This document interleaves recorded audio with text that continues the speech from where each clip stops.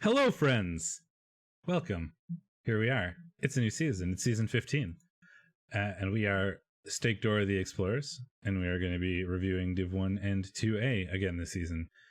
A lot of you are probably aware of how this works, given that we've recapped a lot of you before. I've played with a lot of you before, and we've been also recapping Div since like season 8 or something stupid. So, and we haven't changed that much. As is tradition, time for something Why lewd. you build me up, buttercup baby, just to let me down and mess me around? Just to let me down and mess me around. That was surprisingly non-lewd. Normally that's much more lewd. It's true. I thought about it. I also, Yeah, it's fine. It's a good first impression for everybody out there. It's only downhill from here, boys. Yeah, it only gets worse. Especially if you've watched me, like, you know, do div or what, like, coverage of games and stuff. It's just the same thing here, really, but somehow worse. So for those of you who haven't like had us before specifically, we're probably going to follow the same format, I think, as we did last season, which is every week, other than this week, because there haven't been games yet. Obviously, we're going to pick one game I put from on either. Pants for this. It's week 1. Again, downhill. I'm wearing shorts. I'm wearing jeans. I was going into the bedroom. I was like, I guess I'll put on pants for recap. And Tristan was like, why? No one's gonna have you stand up. Where was I? Oh, and I've got my fancy crystal beer glasses. I'm pulling out all the stops. I'm telling you. Normally, we watch one game a week from either 1 or 2A, depending on whether 1 was exciting or people message us about it being cool, or if it's particularly relevant for the playoff picture. Obviously, we can't do that because no games have been played yet. Or if we feel like it. That's true. Mostly it's whimsy. A lot of it has been whimsy. Like, hey, that's a dwarf team with a death roller. We're watching them next week. So, you know, if you definitely want coverage, do something stupid. Yeah. Like, if I don't get any information, I'm always just like, I would like to watch the Loomies game because it's a vampire game and therefore will be more fun than anything else. Yes. Or yeah, if it has like particular playoff implications. So feel free to like whisper us on Discord, or if you think your match is particularly interesting, and we'll try to watch it. This week we can't, so what we're going to do is we're going to look at all the teams at the start of the season.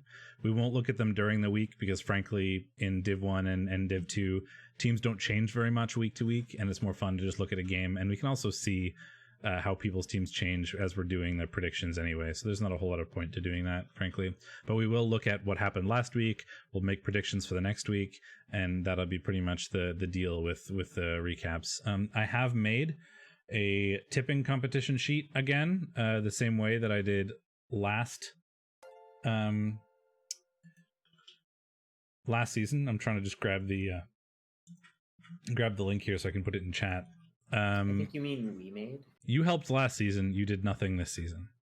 We're married. What's yours is mine. All of your accomplishments, etc., etc. So I made it there. There's instructions for how to use it on the front. We have a dumb point system that's stupid, and you shouldn't really pay that much attention to it because initially it was designed to give us weird, like, giant swings just because it was just between the two of us. But last season we thought it'd be fun to include everybody else, and it was. So feel free to participate if you want. The unofficial prize is you get to call yourself Wonder Twin C for the next season if you'd Wonder like. Twin C right now? Locus Kosik won it last season. He did not take us up on the offer of changing his nickname to Wonder Twin C. No. I thought about doing it for him because I have admin powers, but it seemed rude.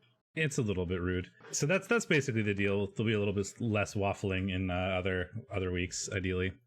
But we wanted to explain how things work. Why would you set them up for disappointment like that? There's going to be more waffling, probably. Anyway, do we want to like start just looking at stuff now that we've sort of gone into things? You're looking extra caveman Sasquatchy, I was going to say, but similar vibe. I mean, I haven't like gone out of the house since like March. At least it's legal for you to leave your house. It became illegal to have friendship and leave your house this week. So we're back up to like peak numbers. We have 0. You have 1. Do we have one case today? Yeah. Oh, we gained a case today. I see. Someone traveling outside of Canada. There you go. Code red indeed. Montreal is a tire fire. Anyway, first up, Div 1, Season 15. Cullen. So, just to look at the kind of overall division, we have Chaos, Chaos Dwarf, Skaven, Chaos, Skaven, Chaos Dwarf, Nurgle, Human, Dwarf, Vampire, Chaos Dwarf, Wood Elf, High Elf, Nurgle. I want to die. Yep, that's fair. It's too much Chaos Dwarf. It was 4 Nurgle last season, so like it's just replacing. Was it? Nurgle Or was it the Chaos season Dwarfs. before? I think last season was actually last season. I loved the race diversity in Div 1. It's still got some interesting stuff. It's got humans and dwarves and vampires, but I mean, the vampires were there and the humans were there last season. I know last season was really good. Anyway, Cullen, Wrath of Nuffle was in my div like 2B last season. I won that pretty handily with this Chaos team. Load. There we go. Pretty solid Chaos team. The Chaos Warriors are outstanding. Lots of Claw, Mighty Blow, and Guard. So did opt for the Mighty Blow path on most of them first, but he's at the point now where it doesn't matter. Because they have He's everything. even got one that's got Blodge. Very nice. One of them's Niggled, but otherwise they are surprisingly unscathed. Yeah. There's a Beastman who is movement busted and niggled. Or no, it's just MNG. There is one that is movement busted and niggled, but it's the Russell one. Yeah, the guard one is being movement busted sucks because you like to put the guard places, but you don't get rid of a guard beast, I think. Agi beast, wrestle beast. There's a ball carrying beast. You kind of wish that one had Agi, but you can't have everything. Another good guard piece, and then some beastmen. Given that you already have a pretty good ball carrier that's got a double, I would probably make Almami Siliku your sacker. Yeah, Give him wrestle 2 head, wrestle tackle 2 heads. And I would fire Boudica because a movement busted niggled wrestle piece is stupid. Bodicea? Bodicea? Yeah, I guess I don't know what the language is. Yeah, okay. I mean, all things considered, it's a pretty good Chaos team. It's got a lot of guard. 6 is a pretty high number for most Chaos teams. You don't usually run 2 guard beasts. Yeah, and the big deal is all 4 warriors are solid and well developed, and that's kind of the core of a Chaos team. The Beastmen. Yeah. It doesn't have a Claw Mighty Blow piling on Beastman. I'm guessing it did, and it's gone. Yeah. Let me see. Previous, it lost its killer. It's never really been very good at keeping its killers alive. It's lost 3 Claw Mighty Blow Beastmen, one of whom was Palm. And it lost Crazy Horse and Agi Up, Sure Hands, 2 heads, extra arm, or big hand rather, Beastman. So it's lost some really nice pieces, but still looking quite solid. Next up, we have Barbecue Gamer, also from 2B last season, I believe, and Barbecue's Pit Crew, the first of the Chorf menace. Yeah, this is not a coach I'm super familiar with. Ben played with them last season, but I have never seen them or watched any of their games, so this is going to be, a new experience. You get to get ripped by us viciously. 2K TV Mongoose. Chorfs. I'm not nice to new Chorf teams that appear in Div 1. It's not my MO. Two Bull Centaurs, block, break, tackle, sort of the blitzer path for them.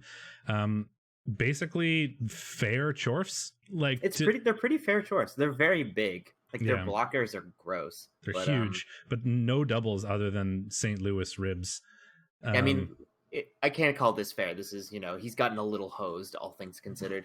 When I say fair, I think I mean not unfair, rather than when you see these big 2K Chorf teams, a lot of the time it's like, I've got 5 Claw Mighty Blow, and you're like, well, shit. Still, it's very solid. It's got the 2 bowls, more or less with what you want on them. Maybe take Frenzy on Beef Brisket too. I'm not really sure what your plan for him is, but once they've both got block and break tackle, they become one of, if not like the best positional. Like I think Bull Centaurs are arguably one of the strongest positionals and certainly the strongest players on Chorf teams. And then we've got 2 Agi Up Hobgoblins. I guess you might turn the second one into a sacker. Oh, that's so annoying. I remember this guy. I remember Baked Beans. He dirty player Hobgoblin who then rolls Agi and dodge. Like, oh, damn it. Yeah, it's just a 20k tax penalty on a stupid player. Yeah. It's fine. You're never going to foul them except on turn 16. So wrestle, dirty player, another Agi piece, and a ball carrier. So the Hobgoblins are they've got some useful things, but nothing that's overly I'm guessing useful. that this happened. I'm guessing Cornbread and Baked Beans kind of leveled up at the same time. So we got Agi, and then we took Sure Hands on Cornbread, because obviously Baked Beans is going to be your carrier most of the time, or you'd like him to be, I should say. Yeah. You stopped speaking. Sorry, I was just like looking at my partner as I walked in. I see. Yeah, I mean, like a very reasonable Chorf team. It's got lots of guards, got a lot of Mighty Blow. I'm gonna say this 5 times tonight, but you know, it looks good. It's got all the things it needs to win games. What more do you want? It probably wants more claw. I mean, yeah, it needs doubles, but especially in this division, it's gonna be a lot of really heavy bash games, and Chorfs can struggle in bash matchups if they don't get the breaks. Yes, or if they lose Chorfs, and there's going to be a lot of other claw Chorfs or Nurgle that might make them a bit sad. But the ones they do have, like guard, stand firm, grab, like getting into a bash fight with that chunk of man dwarf is going to be really frustrating for anybody. Superfed and Dreams of Golden Stream, Super Bowl runner-up, also in Div 1 last season. They're basically inducement rats. I mean, this is just a pretty solid rat team. I mean, it's got what it needs. In Div 1, when everybody is 2K TV and you're 1400 TV, you are inducement rats. Yeah, I mean, yeah. But, you know, it's got the strength up. Oh, yeah. It's Sacker that's probably going to take... If you got a normal next level, I'd probably take a leap on Megan Rain. I don't know. It's got a couple of really gross gutter runners. It's got solid blitzers, and then the rest of your line rats are irrelevant. That's basically how Skaven work. So it's a really good team. Really, really good team. Yeah, I mean, the one turner, we saw that in action in the playoffs. Certainly, the strength sacker is incredible. Like one of the more annoying things with Skaven sacking with like the wrestle, tackle, strip ball sort of thing is that you're often red dying. Not anymore. And then I mean, I know that vibe. I've got a strength up gutter run. Yeah, and our real good recovery gutter runner with leap agi 5, so 2+ leaps. And then agi 5 pickups with sure hands. If you got doubles, he could pick up big hand, and that'd be super annoying. With agi 5, I think big hand is probably a waste. Most of the time, it's going to be like one tackle zone. Even if it's 2, you're paying 20k to get, you know, a +1 to a pickup, and it's not really. I mean, the other option if you roll doubles there would be 2 heads, and yeah, but then now you have a 2+ always. You could take 2 heads, but you also have 2+ leaps. So like a lot of the times you're just gonna do that instead if you have to do like many dodges. So it's a little weird. I think agi 5 2 heads. That's what my sacker is good for sackers, but recovery options or recovery pieces don't really need the ability to dive in, especially ones with leap. So I think that it all depends on if he rolls doubles, right? If he rolls normals, like you're pretty, it doesn't really matter. So the one thing about this team is that it doesn't have any line rats, and you think, okay, well that doesn't matter. But it just induces 1,000 players every sure, time. And you can induce a kick piece, you can induce a dirty player piece if you need to, but most of the time you'd rather just have those pieces on line rats. So a line rat level or 2 is a pretty important thing to have. And Fed will be missing those pieces. He used to have them, I know. So. Well, he's got 2 line rats that are 1 touchdown away, and that's not terribly difficult to get. So he'll probably aim to do that. He does have enough altars. Whenever he's in his own stadium, you're going to see Glart. You're going to see Skitter. Glart is permanently rostered on this team, yeah. Pretty much, yeah. And Fed a wizard, has basically. Magic. Yes, he'll always have a wizard, and it will always fail. He'll always whine about it. That's the meme. But it's a really scary rat team. Like, so I expect it to do pretty well. We have I hate, like, on the one hand I like how it defaults to your div because it's nice to go look at your own div, but for recaps it's a little bit annoying. Stop falling down the table, and maybe it'll be less inconvenient. I should have rerolled about 3 seasons ago if I wanted to stop falling down the table. It's true. You're still with your college team. I've rerolled 3 times, twice. I don't know. Twice, and it's a terrible team, but I keep playing it because I love them. Locust and the All Stars of Chaos. Second Chaos team. This is 2160. It's all the Stars of Chaos. We get it wrong literally every time. I've been saying it All Stars of Chaos for like 3 seasons, and I didn't notice that that's not what it was until the end of the season last season. So there you go. All of the Stars of Chaos. It's another really big Chaos team. It's slightly less developed warriors than the first one we saw, but more developed beasts, certainly. I mean, Pitbull Baby Breath is a sight to behold, certainly. He's gotten dodge for his most recent level, which I like a lot, obviously. A dodge, strength 4, agi 4 piece is a hell of a thing to deal with. Add strength 5 blitzes, like as a safety with tackle, that you can dodge like around screens for is pretty nuts.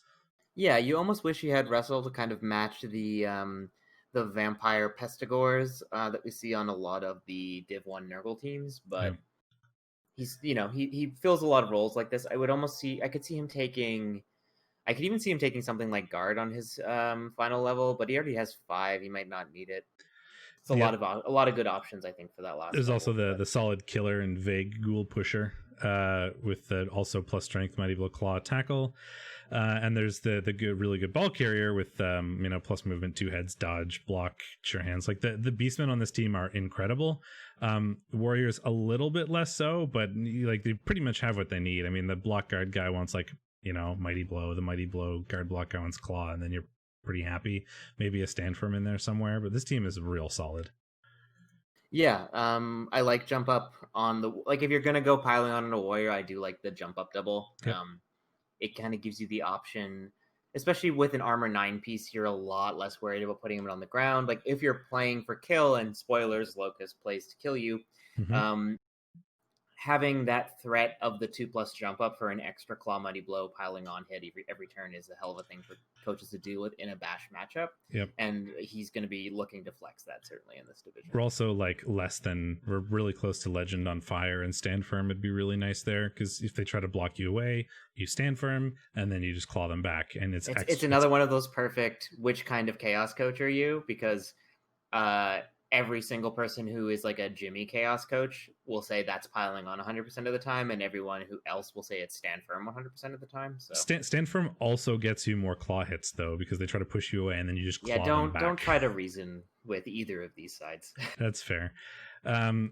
I don't play chaos anymore, so I don't have to have any skin in this game. But I used to be on team stand firm for sure. Anyway, thanks Chaos Subaru and WRS Hamilton for the follows. I'm making note of that now before I forget. Unseen Walker is recapping my div, and I followed him like yesterday when he did the recap, and he gave me a lot of shade about it, which I deserved. So that's fair. Anagram Catastrophe, Uber the Noober, who I've nominated for theme work and nobody else did, which is a travesty because this is the best named team I've ever seen. You do really love this team, yes? Every single player on this team is an anagram of catastrophe, and it's amazing. And every time I see throat space, it makes me a little bit uncomfortable. But throat space is the one turner. Yeah, even gave him catch. Every single bit of it has a built-in reroll, which is very nice. No, it does have sure feed. Yeah, so every single bit. It's a hell of a piece. There's also there's also a Sacker Gutter Runner here, a little bit less broken because it's got Dauntless instead of plus strength, but still wrestle, tackle, strip ball. How many touchdowns do you think throat space has scored? 7 billion. I'd like you to give me a real guess. How old is the team? Like, it's hard to... I would like you to just guess and stop being a whittle bitch. I don't know, like 60?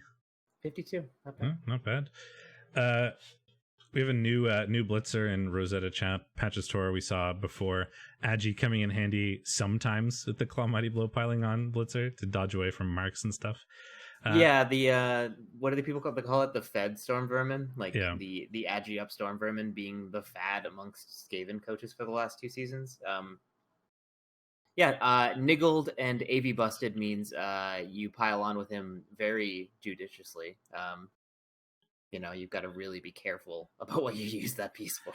Oh yeah, people will 0 assist foul that every day if you pile on with it, especially given there's so many like Chorfs and Nurgle and stuff and people with cheap foulers. The double movement busted line rat is really funny, and I don't know why it's still alive. Why are you still here? He's a good little...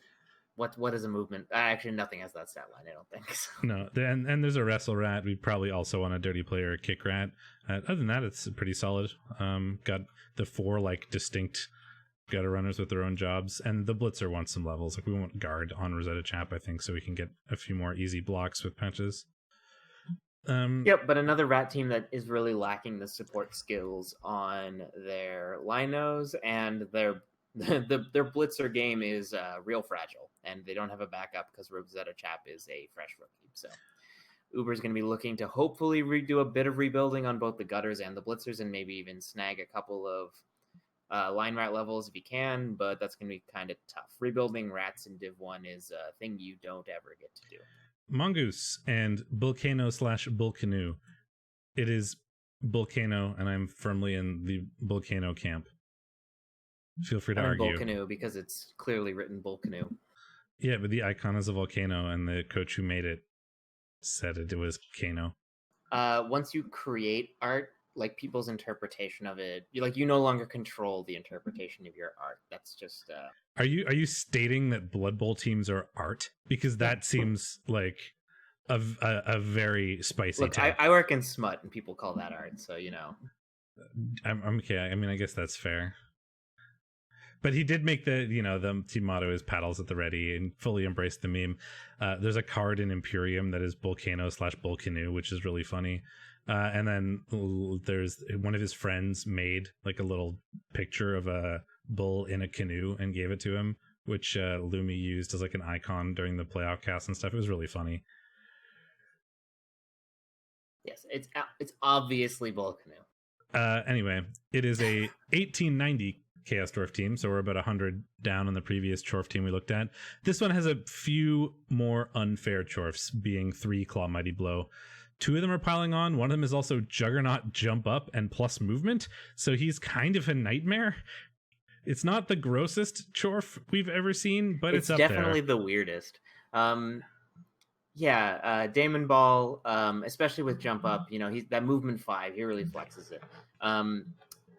I've given Mongoose enough shit, I think, about the plus movement. This team isn't quite what it used to be. It's lost a couple of developed blockers, so this is going to be... You're welcome, everybody else. I did one of those. Did you do one of those? Oh, like 2 seasons ago when I was in the same div, yeah. And when I was in Div 1. Yeah, those glory days. Also got a Bull Centaur with the movement bust, so carrying a bit of damage. Block Guard Fend Hobgoblin is very nice. Not sidestep, but a pretty good alternative. Makes it hard for him to be piled on, can be really hard for him to be dealt with in scrum settings. So one rookie blocker is a little bit annoying, but you can't have everything. Sometimes Chorfs die. There's no ball carrier Hobgoblin, and that's not because he always carries on a Bull Centaur. He normally carried on a ball carrying Hobgoblin, but that Hobgoblin died, and the Bull Centaur took Sure Hands as his first level a billion D games ago. So that was like the intention at the time, and then he ended up not doing that for a long time and had sort of 2 ball carriers. But that Bull Centaur is also the sole reason why when we played I didn't win. Bull Centaurs are often the reason that Chorfs win games. So it was like a 5+ pickup that he had to make. But yeah, this one, given that it's sporting a blocker that really needs to be cycled and a fresh blocker, I think that this Chorf team is going to have a little bit of trouble. It's also got 3 Claw Mighty Blows, though, which is going to be pretty good against the other Bash teams. On games where Claw Mighty Blow is popping, Mongoose is going to have a great time. On games where it's not, he doesn't have a lot to fall back onto. And Thargrak Steelfist is 1 SPP away from also having piling on. So in the super punchy other Chorf matchups, the claw piling on advantage is going to be pretty solidly in his favor, but not necessarily for every match this season for sure, like you said. He'll probably want to get a ball carrying Hobgoblin instead of that Bull Centaur at some point, but it's probably fine for now, given that it's got Sure Hands. Yep, probably. And Stouticus, a Div 1 staple, old timer. Staple, sure. And his suite of movement busts. Yeah, this team used to be 2,200 or so, and now it's down to 1,860. It lost it. It had a really good Beast of Nurgle, didn't it? It had several really good Beasts of Nurgle. It had several ones that were basically some flavor of Guard Stand Firm. Well, the last one it had, I think, was Stolen in the Way, which is Guard Stand Firm, Break Tackle, Grab that died. Was the last one I remember anyway. Yeah. Oops. Otherwise, it's still pretty solid. I mean, Stand Firm negates a bit of the issues with a movement bust. Yep. Heavy emphasis on a bit. I mean, movement 3 is still a pain in the ass to deal with when it comes to repositioning. Nurgle often have to roll dice to do anything spicy, so the last thing you want to be doing is throwing extra GFIs in there. Outsouffled, the Raj tackle piece, is a bit awkward with a movement bust for sure. There is no Killer. There used to be. Tart Shape Box is working on it, is Block Mighty Blow, and it's going to be Claw in 4 SPP. But he's got to get there first, and he's MNG'd for his first game. So not the biggest Nurgle team, only Anymore. 1740. I can't believe that this is 1740. It looks like it's like played like 4 games. Well, it used to be like 20 something because he lost the beast. He used to have a legend killer with a standard like killer progression. He also used to have one of those like stupid wrestle tackle like strength 4 agi 4 2 heads beasts, which died. He did, yeah. At one point, he had everything except he had yellow Yeah. lead brownie, the ball carrying one. Yeah, And he had all apple pies, right? Yes. All apple pies got strength busted, and he finally fired him. Yeah. Yep. Right. Right. Right. Oh! Are you gonna come to any more revelations, Nostradamus? Yeah, I've got one. You piece of shit. He had Donut in the Hole, my favorite Pestigore, the double movement up frenzy Pestigore. Yeah, he had a lot of really good players. It's really rare for me to be excited about a Nurgle team. Don't take this away from me. Donut in the Hole is really fun. He was a movement 8 frenzy Pestigore. Like, what more do you want? Yeah, there was a lot of really good players in this team. Yellow Brownie, like you said, there's the Donut in the Hole one, and those have both been lost very recently. All Apple Pies was lost, I think, like a season and a bit ago, not last season. So you can see why. Like, this team used to have all 3 of these players at the same time, and then this one died, Yellow Brownie, and pretty much the only thing he was missing was a ball carrier, and he had everything else going on. And he started building up Jelly Roll Mai as a ball carrier, and then the other beasts crumbled around him. So he's catching back up, certainly, but he doesn't have the roster of Pestigores he once had. It's true. And then we have the I guess the crowd favorite of Div 1, which are the Bogue Bombers by B-Dog, his human team in Div 1. One of my other lead admins told me that if you don't cheer for the humans in Div 1, you have no soul. But I'm on team Vampire. So yeah, he did. He was winning the division pretty handedly for the first like 3/4 of it, and then had a rough couple of games at the end. But yep. He's only down 1 blitzer. There used to be 4 blitzers that looked like that, like the blodge, guard, stand firm, tackle sort of package. I love how many ogres he's gone through. Yeah. Yeah, he lost Rock. Also, his Davidson. ogre is named Fudge, which is great. I like that name. I just like having an ogre named Fudge. He lost Rock Davidson, who was a blodge, guard, mighty blow, stand firm, blitzer. Yep. But he's also lost, I think, a different catcher as well. He had more than one movement one at some point. However, he's still got like some real solid pieces, like a really good thrower. It's all normals, but it's like all the normals you want, pretty much. A catcher that is like a pretty scary scoring threat with sprint, sure feet, movement 9, like including for the 1 turn. He was the one that had like the suite of movement catchers, wasn't it? Yeah, he's had a couple. New rookie catcher has wrestle, going to be more of a safety. And then we had this is relatively new for us, I think, is the strength Raj. No, that's been around forever. The strength? Dan Diedler? Yeah, he was around like all of last season. Forgot about the strength then. But strength, wrestle, tackle, frenzy is also a really nice safety. Dirty player, human. Solid core of blitzers, like 1 really good catcher, and that's kind of what you want for the humans. And he's got that. So it's a real good team, and I would watch out for them this season, even if you are one of those scary bash coaches we see so much of, because they did real well in REL 1 last season. Yeah, I think a lot of people underestimated the humans and had a rough time of it. Unseen Walker back in Div 1 with Rage Dwarf. And his Armor 7 dwarf. Most of the Armor 7 dwarves have died. There's only 2 left, and there's 1 Armor 8 one. Unseen Walker, most famous for taking about a perm a game for the last 3 seasons and keeping the dwarfs going. He's had so many. He had like Armor 7 like niggled like line dwarfs. It was really silly. Yeah. So not too many of those kicking around, though still a good amount. Insane Dwarf is real all or nothing in the Strength 5 Armor 7.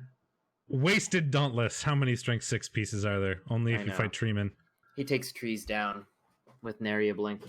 And then Furious Dwarf, the one with all of the skills, who is both armor busted and niggled, so again, piles on with care. Yeah, he will probably die this season. That is my main prediction. A good amount of diving tackle on the blockers. It's a nice skill to have in the Agi matchups. I think people overestimate how good dwarves are versus Agi. It turns out when they can just leave, they tend to do that, and then you're a movement 4, and then you cry. Yeah, the movement is the hardest bit, and Hellsdorf makes up for that a little bit too with block, tackle, dodge. Agi 4 movement 7, so like it's a bit of a safety runner, which is kind of nice.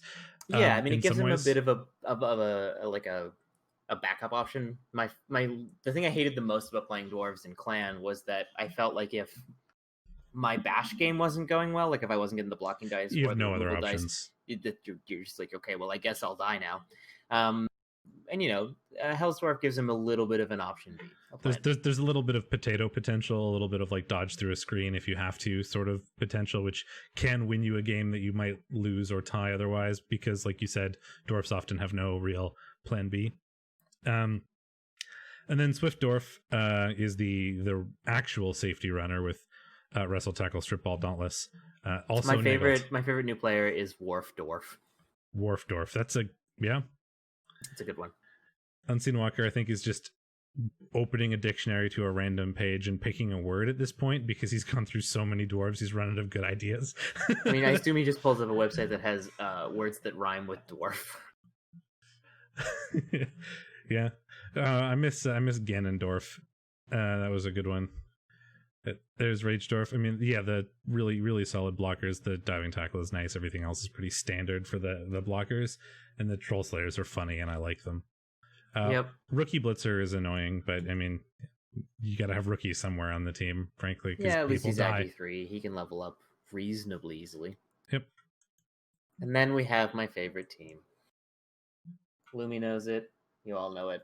I want the vampires to win. Every time you beat the vampires, you're a bully. Every time the vampires beat you, they've heroically vanquished a monster trying to beat vampires. I mean, to be fair, they're 2170 vampires at this point, which is also they just silly. win. They win almost all of their games. So good luck.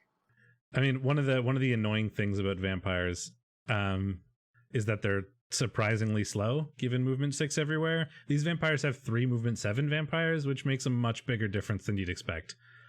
Both for like kind of vampire nonsense where you are agi 4 and strength 4 and you can pick up the ball, give it to someone else, run far away, score type stuff, but also for like you have so many options for hypnogazing kind of whoever you want when half your hypnogazers are movement 7, so you can get a lot of kind of annoying stuff done that way. Oh, it's flagging unseen walkers. Niggled, yeah, because for obvious reasons. For some reason. So yeah, if you've ever watched Lumi stream his games, which he streams all of them, at the start of literally every turn, he will say something along the lines of, "I think I've got a hit on the ball here," because it's just like no matter how many players you put in the wave, these vampires, like 5 developed vampires, like 4 of them have all of the reliability skills you really want.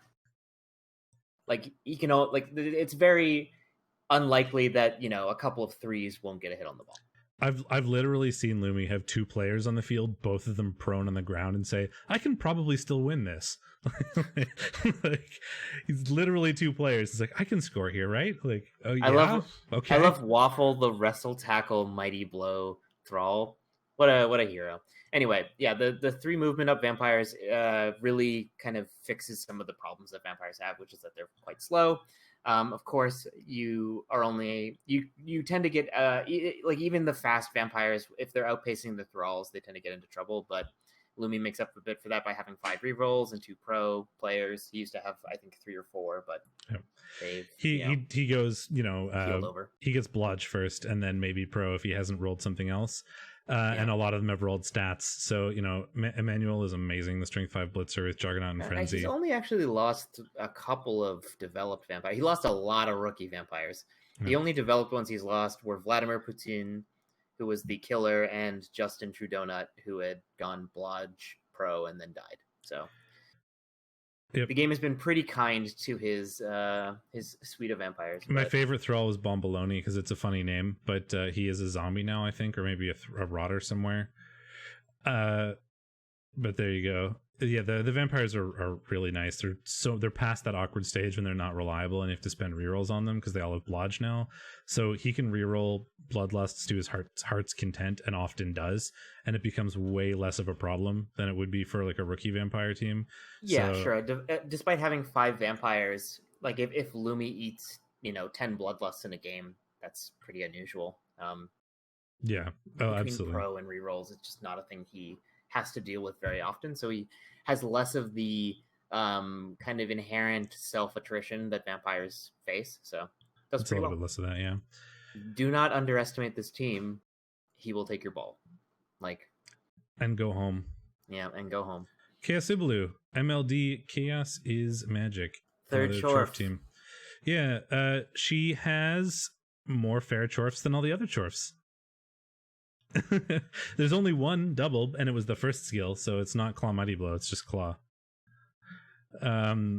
But the other Chorfs are mostly the standard build, guard Mighty Blow in some combination to see if you happen to roll doubles, and we've only gotten it on one so far, unfortunately. There is a Strength 4 Chorf, which is pretty fun for it's just the Chorfs can often get out-strengthed. It sounds weird, but you don't have, when you're playing against Chaos or Nurgle or whatever, and if you don't have all your Chorfs together, then you can just get kind of punched around a bit because you don't have a full solid team of, the block thick skull armor 9 dudes like dwarves do or whatever. So sometimes Chorfs can feel a little bit out-strength, so the strength is really nice there. 2 bull centaurs.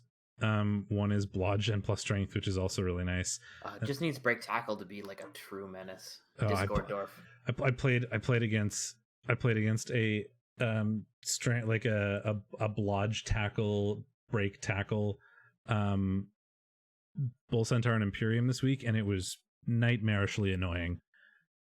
So I fully understand that. Kesu was saying she lost a really good ball carrier, a strength Chorf, and a guard hobgoblin all in Challengers Cup. So it's kind of notorious for whittling teams down. So yeah, rough entry into Div 1 for Kesu there, certainly. It's not like Div 1 tends to be kinder, but yeah, Pinky Dwarf was a hell of a piece. Not a lot of claw, I'm noticing. I don't see any dead claw pieces, and there's only one claw here, so I think Chaos Blue has managed to get here without leaning too hard on the claw mighty blow spam. That's for sure. So that's a good sign, certainly. Yes, Starlight is really gonna once Starlight gets that mighty blow, she's gonna be a lot happier, I think. I don't know who we ball carry on right now. Probably one of the bull centaurs. Yeah, I mean, you probably carry it on Discorddorf. Dirty player, hobgoblin, and not much else in terms of hobgoblins. So the smallest Chorf team so far, but has certainly done well to get to this point. And Div 1 hopefully is kinder than the Challengers Cup was. Probably not, but probably not. But it's can't afford a new blocker yet, but is going to prioritize that pretty soon. They're not that expensive. They're what, 70k? Yeah, so they're not too bad. Yeah, and the Chorfs that do exist, like that, the bull centaurs are monstrous and are going to do a lot of good work, and the blockers that are currently around are very good ones. So it's a real solid core, certainly. Mighty blow on Starlight, and then another Chorf, and I think you're probably pretty happy with this team. Yep. And then we have Holing and his Wood Elf. So he was in my division last season, I think. Yeah, I think Holing is the only name in the both divisions that we're covering that I don't actually recognize. Yeah, he was in 3C last season. Kind of ran away with it. Hey, there's a tree for Furious Dwarf, or whichever dwarf is strength 5. Not Furious. That's the big one. It's the big one is strength 5. Insane Dwarf is the strength 5 one. It's a tree for his strength 5 dauntless. Hit it. There you go. You get a 2+. Unseen Walker. Yeah. 1490 when you add in all the loners, elves. This is very reminiscent of Archangel to me. A tree, like 3, like a catcher, 2 ward answers, and then a bunch of loner line elves. He used to have a pretty solid team actually, and it was really unmarred. So a lot of this damage I think is pretty recent. He might have sustained it in the playoffs. He lost Treebeard, his block grab tree, who he used to great effect to 1 turn in our game. We had a 4-4 shootout as Skaven versus Wood Elves, so that was fun. He lost a War Dancer that was Mighty Blow Tackle and a bunch of other stuff. But other than that, I think just lost like a ton of linos and like catchers, like basic catchers and things like that. So nothing like crazy, but as Wood Elves, you do like to have non-loaners. That's true. Yeah, it can be really awkward to play with lots of loner linemen because often that means you have to do like a first action loner dodge if the opposing team is kind of going base all mans, which they will when you have so many loners, and that just makes your options hard because you either have to do stuff with the non-loners first, which is not very many, or you have to start off with a loner action, and that can just cause disaster. Yeah, the War Dancer is lovely. Strength 4 strip ball piece. We've got the other War Dancer with Sure Hands to sort of recover after that. And we've got an Agi 5 Leap Elf, which can do all sorts of shenanigans. However, it's Strength 1, which is a bit of a complication. It doesn't matter. Yeah, you're never going to have to block anything with him. He's entirely for like picking up the ball and throwing it somewhere else. If you like ever end a turn with the ball on that catcher, it's because he's physically out of range of every other player on the field. Yep. So you don't worry too much about it. But it is a little scary if you have to be in range and you're Strength 1 and the lineman can get 3 dies on you. Yeah, but as a warning, the Strength 4 Juggernaut, War Dancer, the Grab Tree, and the Agi 5 Leap catcher, they do some one turning. Oh, absolutely. I think I set up in a pretty decent like anti one turn setup, and like it ended up like the hardest part was like the 4+ pass to get the ball from the backfield. Like it's going to be really hard to stop a Grab Tree along with an Agi 5 catcher from one turning. Like no matter how you set up your LOS, you just grab it. Like 1s or 2s, yeah. And if he ever picks up a thrower, we can like completely eliminate the hardest part of that, which is like picking up the ball and throwing it to the catcher who has to one turn. So it's the one turns are going to be real on the table for this team. Yep. And then we have the Voltrex Vanguard, Ramaset's High Elf team. We're in Div 1, dropped down to Div 2, and then are back in Div 1. No, they've been in Div 1 for a little while. Yep. That's right. Season 12, they dropped down, but they were Div 1 13, Div 1 14. They've kind of been another Div 1 staple. Yep. Didn't have a team last season. I see that continues to be true. Has 3 guard, though. One is niggled, one is movement busted, and one is armor busted. So, it's got the full... Yeah. If you look at the collection of things you would hate to have on a guard piece. If you look at the previous players on this team, there are about 7 billion skulls and so many really good leveled players. Yeah. Had a lot of guard. Ramaset really likes guard. He had a natural one turner for a while. This is the famous natural one turner too. The move in 10 with Juggernaut is monstrous at one turning. Yes, because it's just impossible to stop. Yeah, I mean, you just Juggernaut your way through the line at the backfield line. It's really great. Unfortunately, that is gone. Oops, I didn't mean to back out of that. Sorry. Let me load up that team again. So for this season, we've got 2 relatively new blitzers, which is kind of a theme with Ramaset's team. There's pretty much always a new blitzer because they keep dying.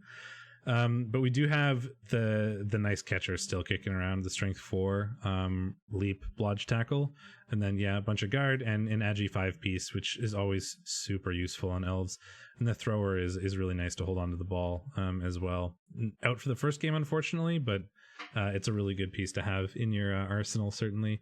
Long passes for scoring threats, as well as you can kind of do the weird elf thing where you just move your whole team forward and be annoying while the thrower with the ball sits in the back, because literally whenever you want, you can just throw it to someone and you don't really have to defend the ball very heavily, depending on the team you're playing, of course.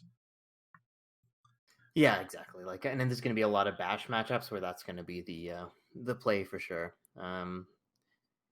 The Star Seeker catcher is quite the piece. Leap, Strength 4 tackle is going to make a lot of people's lives complicated. And the Agi 5 wrestle is going to be nice if it survives. So good team.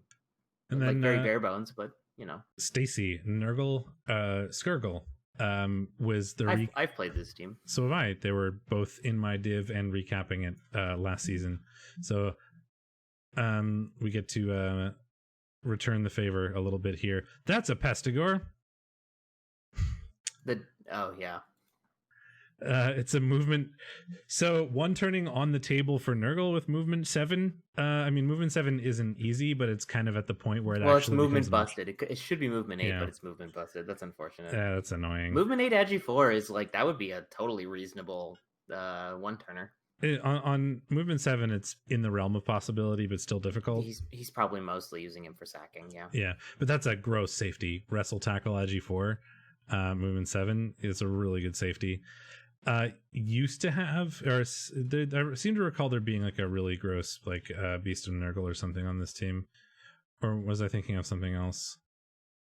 I feel like this is one of the teams that used to have one of Metal's players, but maybe I'm wrong. I think I'm wrong. Here's a Rod. No, it did. It had the ex-girlfriend, the Nurgle Warrior. Oh, there we go. That's what I'm thinking of. That's how he really like used that to great effect in our like. It was like I think it was like a second season team, and he picked that up. And then, he had a Nurgle Warrior with all of those tools, and then no one really had the things to deal with that piece, and it was a total pain in the ass. There's a Rodder named after me on this team for the terrible things he did to me, because he like absolutely removed me into the earth when we played last season. Where is it? There's a F for Steakmittens under the previous players. It's a dead Rodder now. Yeah, he got fired because he got armor busted. Seems appropriate. Anyway, four Nurgle Warriors. Yeah, like you said, one of them is the ex-girlfriend. The other ones are just solid, right? There's a Claw Mighty Blow, like the exact standard progression one on Hurl-Lo-Gotush, the Displacer, and then the other two are support guard stand firm pieces, which are like just real solid pillars to play behind. The sort of I've only rolled normals and I'm sad about it ball carrier, but it's still really good because you've got enough normals plus dodge, obviously, but the fake agi is mostly what I'm going for there with 2 heads, extra arms. There's no like piling on Killer Blitzer Pestigore, which is probably what we'll aim to build next on Krynagors or Sprawlaw. But every other piece is exactly what you need it to be. A couple dirty player rotters, an extra guard for good measure. So there are no. Did I see I don't think I saw a single like blitzing Pestigore or Beastman. Like even the Chaos teams didn't. Not in Div 1 as far as I can tell. I think was Locust. Did Locust have one? No, Locust has the piling on Chaos Warrior, which is what I was thinking of. But there's surprising. Well, Vague Ghoul Pusher is close, but most people don't even have like a Claw Mighty Blow Beastman. Like that's the only Claw Mighty Blow like Beastman or Pestigore. The scariest removal pieces are the Chorfs that have Claw Mighty Blow piling on, because there's only like 2 of those. I think there's 3 in the. I think there's 3 Claw Palm in the whole division. One of them is a Chaos Warrior, and 2 of them are Chorfs. Yeah, I guess for how killy this lineup is, I'm surprised that we don't have more Claw Mighty Blow. Well, do we want to look at 2A now, or do you want to just do the predictions for 1 and then do 2A totally separately? Let's do the predictions while we are fresh with what the teams look like. That's fair. So we've got, first up, Chaos Subalu and Holing, MLD Chaos' Magic, and Ordinary Elves. 1660 Chorfs and 1490 Wood Elves. That sounds like a wizard.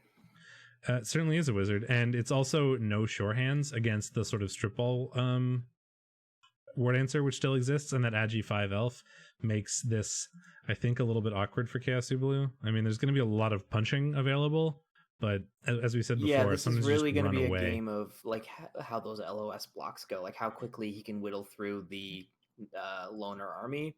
She rather. I think that I tend to like Wood Elves in these sort of matchups. Like, sure, it can pop and things can go poorly, but I think that... Yeah. If you play this game, like, 10 times, like 7 of them, I think the Wood Elves win. And, like, the other 3 are because the LOS blocks worked out really well. So yeah. I'd like to take the Wood Elves for this one as well. So this is where we're starting to fill in our prediction sheet. I might as well show that after we're done this week's predictions, just so people can see how it works. Then we have Uber the Nuber Anagram Catastrophe versus Volcano Mongoose is Loose. One thing that I think would tip me a bit more towards Chaos Subalu being the favorite is if she had a tackle Bull Centaur. I think having a really mobile tackle is something that Chorfs really need in this matchup, and she does not have. Yeah, Chorfs have tackle, but they're also movement 4, which is a bit of a problem against elves. Uber's 1340 Skaven versus 1780 Chorfs, so a lot of inducements. Interesting. Yeah, slightly less of the problem here because we do have sure hands on that Bull Centaur, so it's going to be pretty difficult. Yeah, but Uber's also down both of his sacking gutter runners. We don't need them. It's fine. Yeah, don't need them. Just kidding. Totally need them. So it's going to be rats with 1 gutter, or 2 gutters, I should say. And 300K. Could induce more, but yeah. 440K.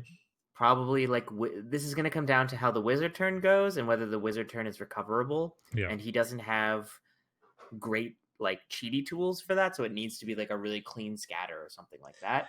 Yeah. And then it's going to come down to 1 turns. I mean, this team is Patches, Torah, and Throat Space for this next game, and then whatever inducements Uber can pull along. A little leaning Skaven, but I think it's really like there's a lot of room for this to go wrong.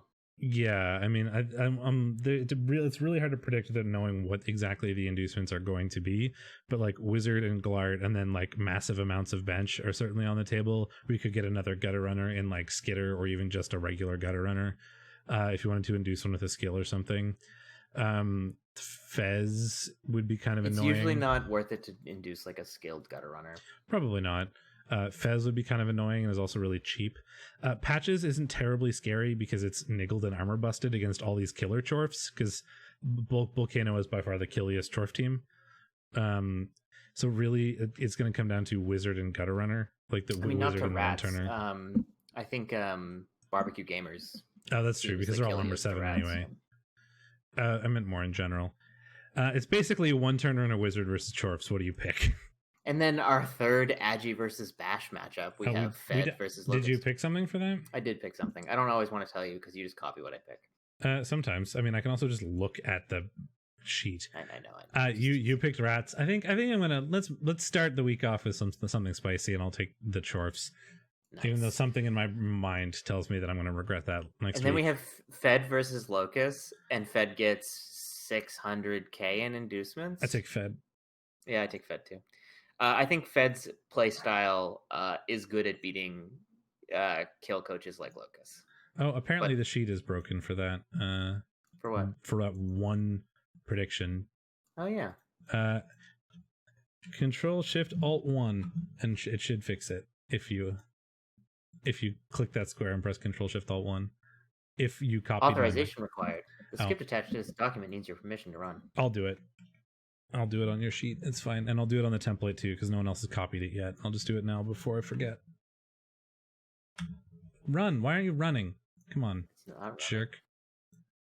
Control Shift Alt 1. There we go. I ran it on the template. And I'll just copy the template cell over. It won't work. Okay. Google Sheets. For me then. I did. Google Sheets are stupid. Just so everyone's aware. Google Sheets are stupid. Yeah, like Locust has a really big chaos team, but he often plays a little too hard for removals. He's not like Arabi or Gengar or anything, but he can be distracted, I think, by the removal plan a little bit too much. If you give him like a juicy carrot in the form of something blitzable that like might cause him to be out of position, in my experience, he will usually take that. He plays the kill game very well. Oh, he's very good at it, yeah. He's very focused on murder. But that's the sort of thing that Superfed would know, because Superfed is a tryhard, and Superfed will try to take advantage of that to his advantage, certainly. And so many inducements for Superfed, and he's got so much experience playing against really big kill stack teams with a boatload of inducements, and has won almost every one of those games. So it's hard to predict against him. We've got Barbecue Gamer opening up versus the crowd favorite Humans. Spoilers, Humans do not do well against Mighty Blow spam. No. Usually. I could see the Humans winning this. They get 100K in inducements for a bribe or an Apo or Double Babe. I think Double Babe is probably what I would pick here. You're probably not going to get totally pitch cleared in terms of Kaz, but I could see like a lot of KOs on Mighty Blow and Armor 8. There's only one Claw, so the odds of you eating like a ton of... like the odds of Mighty Blow being used on Armor is higher, therefore the odds of you getting like, the 10 plus required for a Kaz are much lower. Yeah. But yeah, I think I like Double Babe there. Yeah, it's not... this one is not easy. No, I mean, he needs to play it. B-Dog needs to play it like the Agi coach, and that can be kind of tough. Oh, he does. He's very good at that, and he's done it a lot. And he has the players to do that with the catcher and the thrower, certainly. but like there's just Yeah, so like much. you from play like Barbecue's slightly Victory. bashier Dark Elves, where you take the blocks you can get, and otherwise you just try to kind of like disengage and play keep away. There's just Because yeah, so he's not going to many. win the scrum. Like if it gets into a scrum, the 5 guard advantage, like if the humans only have 3 guard, they're not going to be able to keep, and like they only have 2 mighty blow or 3 mighty blow, I should say, to the Chorf's 6. So you don't want to be fighting it out with them, certainly. But if you can take your good hits, you can like disengage when you can, you punch things when you can, you pile on, you maybe give it like a cheeky foul on a good piece that hits the ground. I think the humans can do well, but I think this probably leans Chorf. I don't know barbecue gamers, so I don't know what their playstyle is like, but yeah, it's like I'm leaning Chorf. I mean, I know a little bit about Barbecue Gamers playstyle, and I also know a little bit about B-Dog's playstyle, and that has me tilting it a bit more in humans' favor than I think I would have if I didn't know either of these players. But I just think that like that solid wall of Mighty Blow and Guard is going to make the humans have a hard time, even if they like maybe if the humans were like 200k down and could have gotten like a wizard and stuff too. You convinced me to take the humans, by the way. That's fair. But I'm gonna take the Chorfs just because I think the Mighty Blow is going to be a lot for the humans to deal with. Once again, it's one of those average things, right? I like having contentious picks week 1. And fair. Then we have Grungy Desserts versus Wrath of Knuffle. So small Nurgle versus small Chaos. If this was 1 season ago, this would be like 2300 Nurgle versus 2300 Chaos. Yeah, the postseason for both of these teams was pretty rough, frankly. But both Cullen and Stouticus had like 2300 teams at the end of season 14. So Stouticus, straight up normally in the like regular Chaos versus Nurgle, you tend to favor Nurgle a bit because of the extra longevity and stuff in regen. Stouticus has got 1, 2, 3, 4 guard, 3 claw mighty blow, ball carrier, nothing gross in the pestigores. Cullen has got 3 claw mighty blow as well, 4 guard, nothing gross in the pestigores. Almost always favors the Nurgle. Yeah, the what's teams the are bench situation 1, 2, 3, 4, 5, 6, 7, 8, 9, 10, 11. So no bench for the Chaos. They could buy a bench and only gain 30 TV.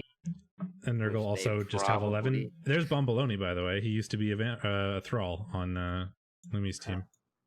It's the rotter. So Stouticus is probably not going to have a bench. The Nurgle or the Chaos might. If the Chaos take a bench, the Nurgle will get 70k, so a babe. He might even round that up to a bribe.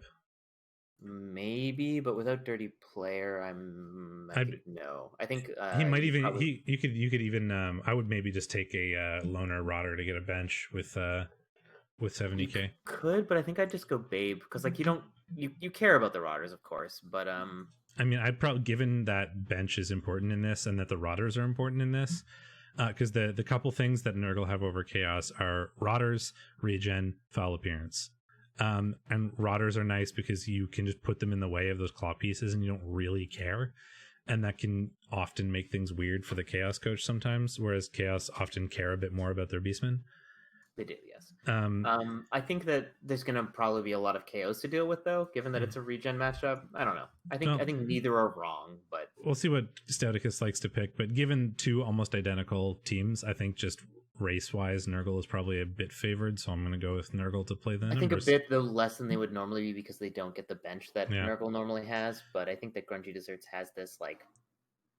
It's just mostly, if you told me, there are 2 teams, they're both 1800, one's 1800 Nurgle, one's 1800 Chaos, you're not allowed to look at the teams, pick one to win, I would pick Nurgle, right? 2170 Nurgle versus 1490 High Elves. Well, inducements... Yeah, I mean, High Elves have good inducements. We're going to see Hypnogaze Boy, Eldril. Yeah. We're going to see Wizard. Might see some Babes and Appos. There's the ex-girlfriend has Tackle, which is a real thing because it's also Claw Mighty Blow, which is not irrelevant against, not non-relevant against High Elves, given that they're armor 8. And there is the Alphabet row Pestigore, who is a really good safety, which is surprisingly annoying for High Elves, whose kind of team is like a catcher, because that catcher can get 1 died by the safety can't really be safe, and the safety has tackle wrestle. Mm-hmm. So if we try to just do like the potato scoring threat, we probably can't. Like Stacy probably has a way to block it. There's so many inducements though, like so many inducements. Yeah, I don't know. It's really hard to know when there's that many inducements because it's impossible to think through all the options when we're trying to do this quickly. I think Stacy's probably the favorite there, but huge bench, multiple. I believe the Remis that can pull it off. Yeah, I think it's winnable for either coach, frankly, but for the purposes of having to pick a team. Oh, that one is also weird. Why is your sheet broken? Because I had to do most of this manually, and I probably missed a few sheets because I was trying to do this really fast yesterday because I had to get it done before we started. I will fix that. And noticing it now also, helps. If there's ever any problems, people can poke me and I can fix it myself during the season as well. And then the season opener for Ragedorf and Gourmet Governors is scheduled for 2 days from now. 2030 dwarves, 2170 vampires. I like how Luminous's Reddit is just /u and there's no Reddit. It's his page is broken, at least on my screen. Yeah, it's a little broken. He does have a Reddit account, obviously, but yes, and Discord and Steam and a time zone and a current time. It's just broken right now. So big vampires, big dwarves. I mean, the dwarves are going to be a nightmare for the thralls, and the diving tackle is surprisingly annoying for like both repositioning thralls to bite them and for the vampires if they ever get based up. But the sort of dwarf crawl forward plan is very easy to break with lots of relatively reliable hypno gaze. Yeah, I mean, I think Lumi wins this most of the time. I think Unseen Walker is probably going to beat the living hell out of thralls, though. Oh, for sure. And there's a chance he wins if Lumi's clutch stuff fails, but it's hard for dwarves to set up in a way that doesn't make it fairly easy for vampires to get into your cage. They don't really have the movement or flexibility to adopt screens or non-standard cages very easily. So I think that it's going to be tough for Unseen Walker to keep it from 2 minutes. There being just a couple of threes between Lumi and your ball. Yeah, the summary for me is that it's going to be pretty easy for Lumi to do vampire shenanigans to dwarves, and there's going to be a lot of opportunities for vampire shenanigans given the fact that dwarves are pretty slow. So we'll see, but that's my interpretation there. So shall we go look at the teams from, or no, let me pull up the prediction sheet just so people can see what it looks like. It's really bright because there's no dark mode on Google Sheets. So this is your 3-second warning to look away or turn down your brightness or something. 1, 2, 3. Big, bright, annoying sheet. There's instructions. Basically, all you really want to do if you want to participate is go to the link that I put in chat, click template. You can make a copy or duplicate. Once you've duplicated it, you can also protect it so that only you can edit it if you really want to. I can also edit it because it's my sheet. But I don't really care. I'm not going to mess with people's predictions. For the most part, this is kind of honor system that we're not predicting after matches have happened. I can see when edits happen, and if there's a big problem, I'll go through and fix it. But mostly I'm not going to pay attention. But why would you ever cheat in a meaningless competition that means nothing? And if you do, you're a tryhard and I'll make fun of you forever. How does that sound? Seems like a good deterrent. So you basically just make a copy of the template every week. You can go in and just select from the drop down which prediction you want. After the matches have rolled, I will fill in the results, and then a score will automatically get populated. We give 1 point for a correct answer, no points for a tie, regardless of what you predicted, and -1 for an incorrect answer, which is a stupid scoring system. But it was what we initially made when we were trying to make artificial drama between the two of us, and that's a very swingy system, and we kind of did that for that reason when we first made it. The scoreboard will get populated automatically, and we can see how people are doing, etc. So it's certainly a valid strategy to try to predict really well at the start and then just stop predicting so you don't lose points when you're wrong. But and Superfed tryharded the prediction competition last season by doing that. So you're welcome to do that if you want, but that's the deal with the competition. Whoever wins will call themselves 1 or 2 and C for a season. We need like a ticker on screen for the number of times you bash Fed for being a tryhard in every stream. It's gonna be at least one every stream. Who tryhards a prediction competition with a prize you don't care about? Superfed. Oh man. I tryhard everything, I understand. He almost entered Imperium this season just because Herringsword announced that there was a prize. And he has completely not cared about Imperium since it started. And he was like, wait, prize? Maybe I'll enter. Like, really? Really? Okay. Poor Fed.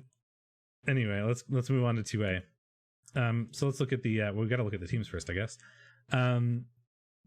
Ye Olde Guard by Yayo, another team that we've recapped certainly several times before.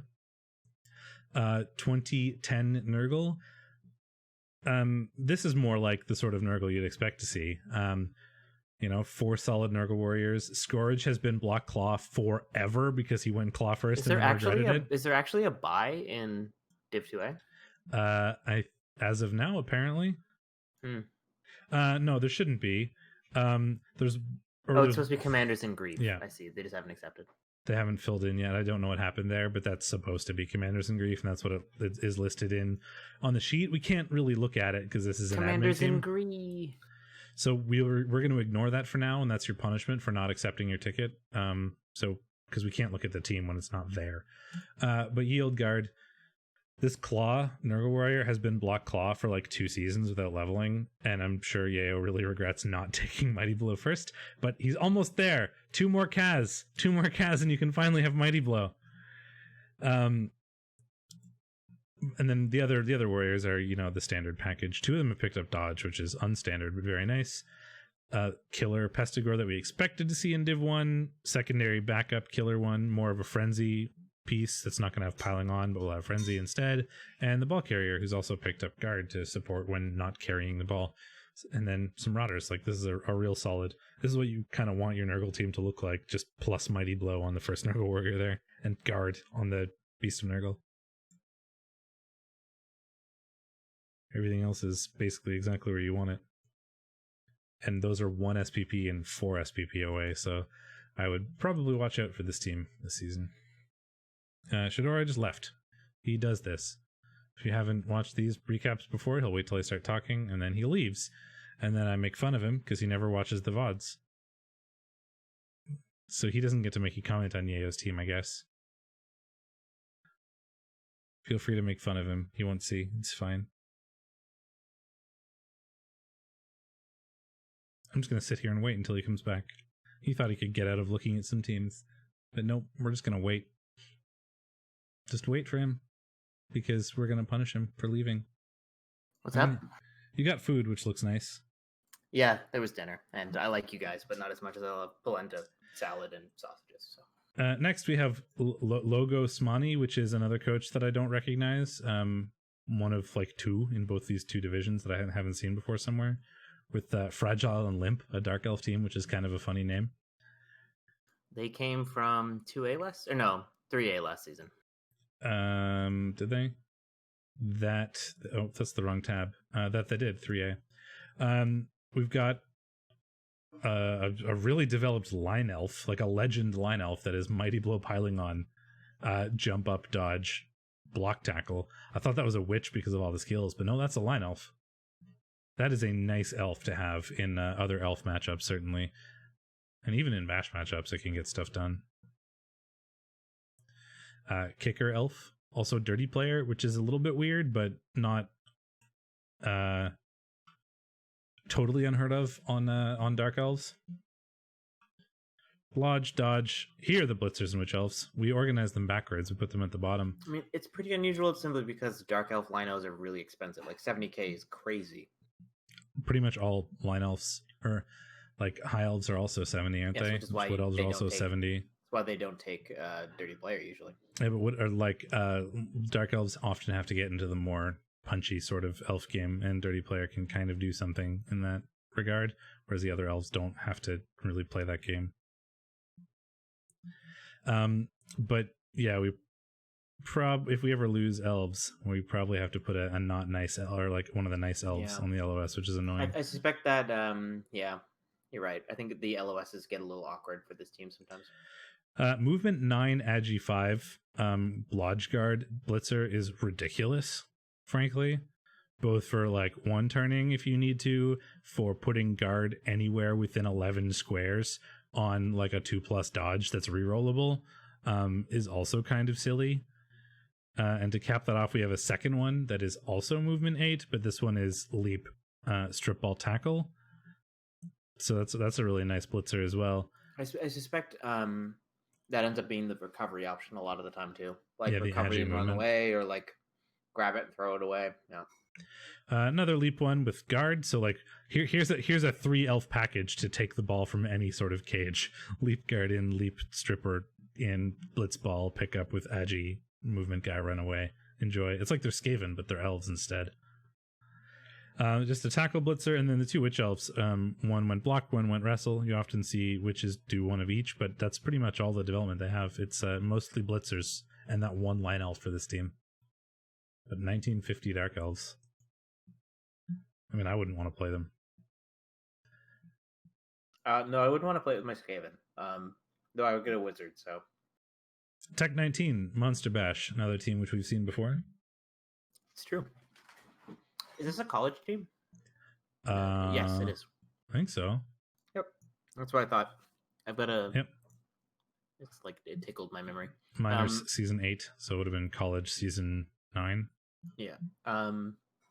What was our minor season? Were you in our season, Tech, or was it the season after? It might have been the season after, because I think ours was college 8. Minors 8 to then, or maybe it would have been ours. No, yeah, because your minor season is the same as your college season because they started a year after each other. Yeah, that seems possible. I mean, now I have to know. Gotta go know. Where am I? I'm here. Because we can look at this up on my history. If you want to look at about 1 million rounds. It doesn't show my minors history. So it was before Rebel.net tracked minors. Is when so we were not in the same season then. No, for sure. So this team, to drag things back to that, kicking and screaming, has 2 Agi-ups, one on a white, one on a wolf. Pretty good Agi-ups. No ghouls, not running any ghouls at all. Has no Claw Mighty Blow either, so no doubles on these wolves for sure. So not your usual cheaty high TV necro team that rises to the top. Kind of a lean team too at 1640. Well, it's 1640, yeah. They're not particularly... There used to be a much bigger wolf, if I remember correctly. There was another movement wolf, and there was like a piling on killer white, and there was like a really good Agi ghoul. But there's never had a Claw Mighty Wolf. Not on this team. Well, pretty lean. It's going to be give a lot of the Agi teams, I think, a bit of trouble. Oh yeah, this would be kind of annoying to play against, like Skaven or Wood Elves or something. Yeah, it doesn't have any Mighty Blow tackle, so that's a bit of a godsend, certainly. The Agi 4 werewolf will be really nice in bash matchups as well, but other than that, I think the bash matchups are going to be the weakness of this team.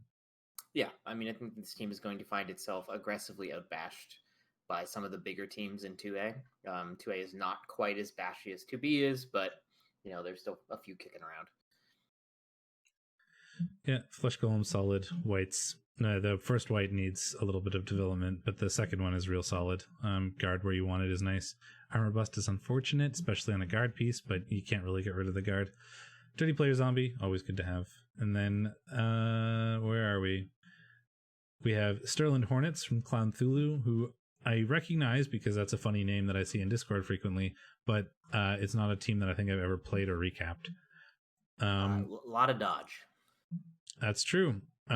These are pros at 1980 actual team, 1760 for the next match. 2 blitzers, tackle, lodge step, diving tackle. One of them's got Mighty Blow as well, which is what do you think nice about the movement for Elf Thrower? He has guard, but ouch. Like, I don't... The second movement, when he used movement 5, he was probably worth keeping given the guard. But now that he's movement 4, I don't know if you keep that.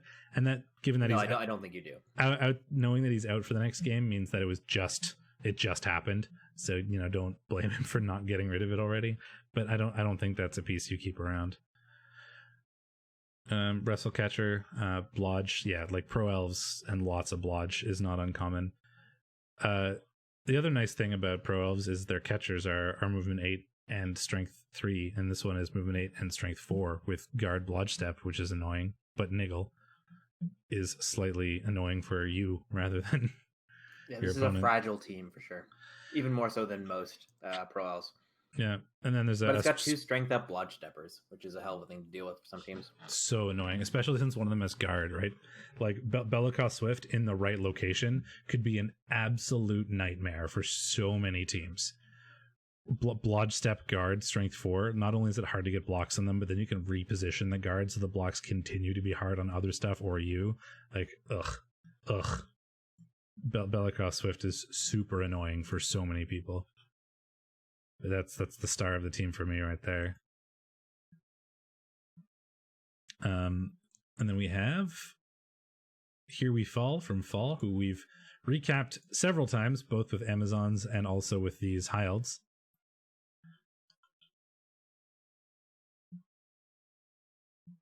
Better. Good to see that he's still kicking around for sure.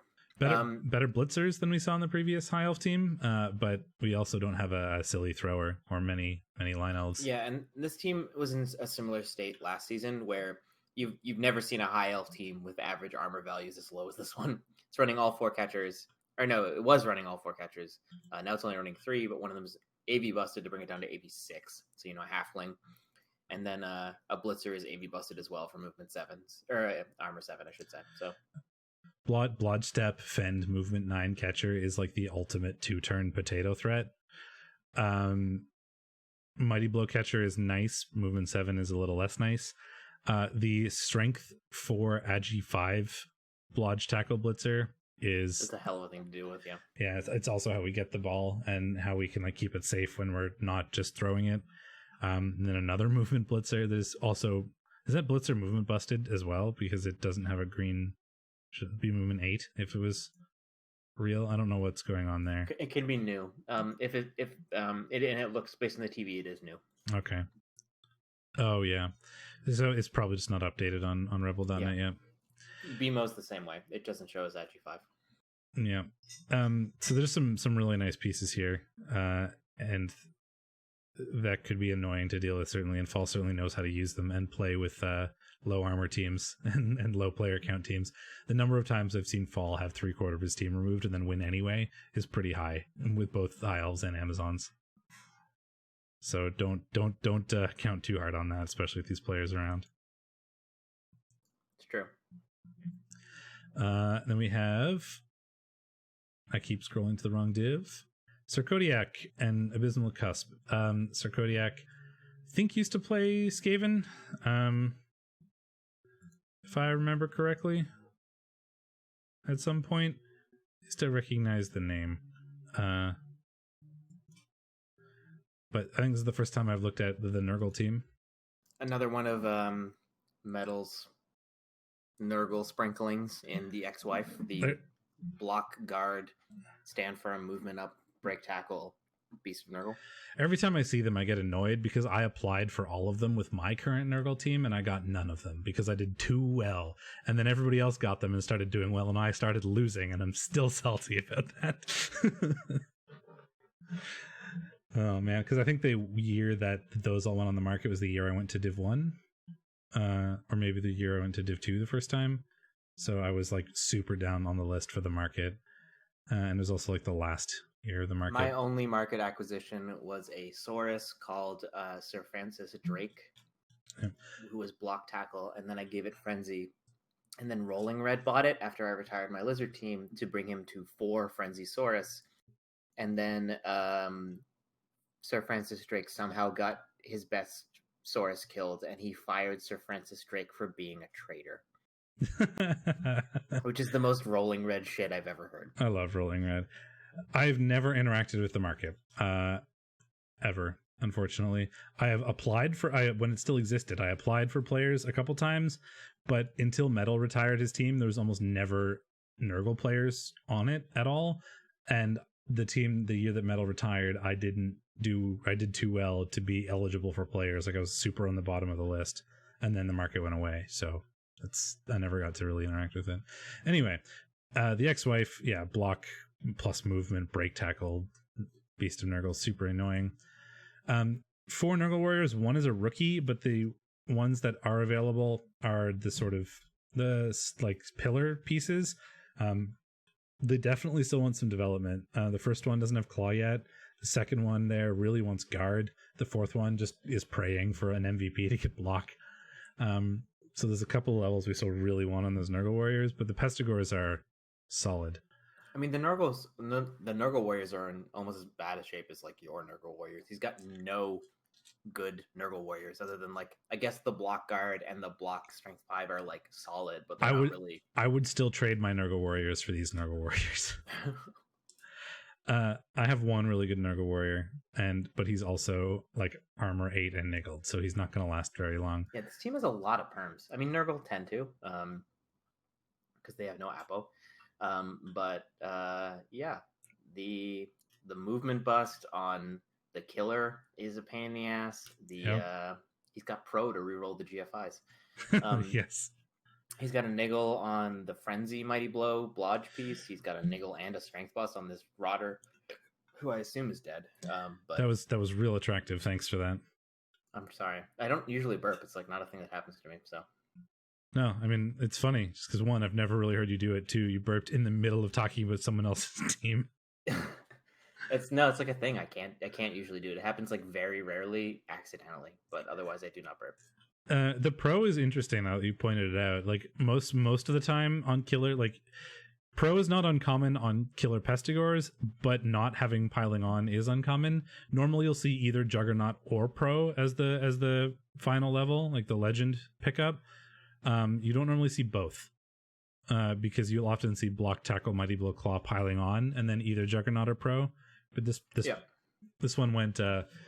We passed on the piling on and took Juggernaut and pro, which is a little bit interesting.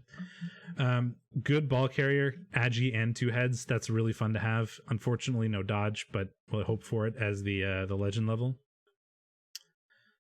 Mine is movement 3. Yeah, mine is also movement 3. No, I have one movement 3 Agi 1. I have one that's like movement 3 niggled or something. I don't even remember. They're just bad.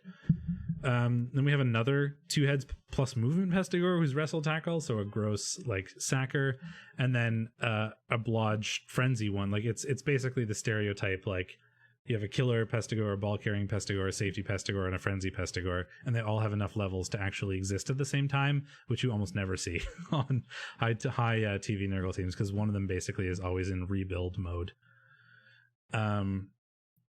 Guard Rotter is always nice to have, although that one is strength 2.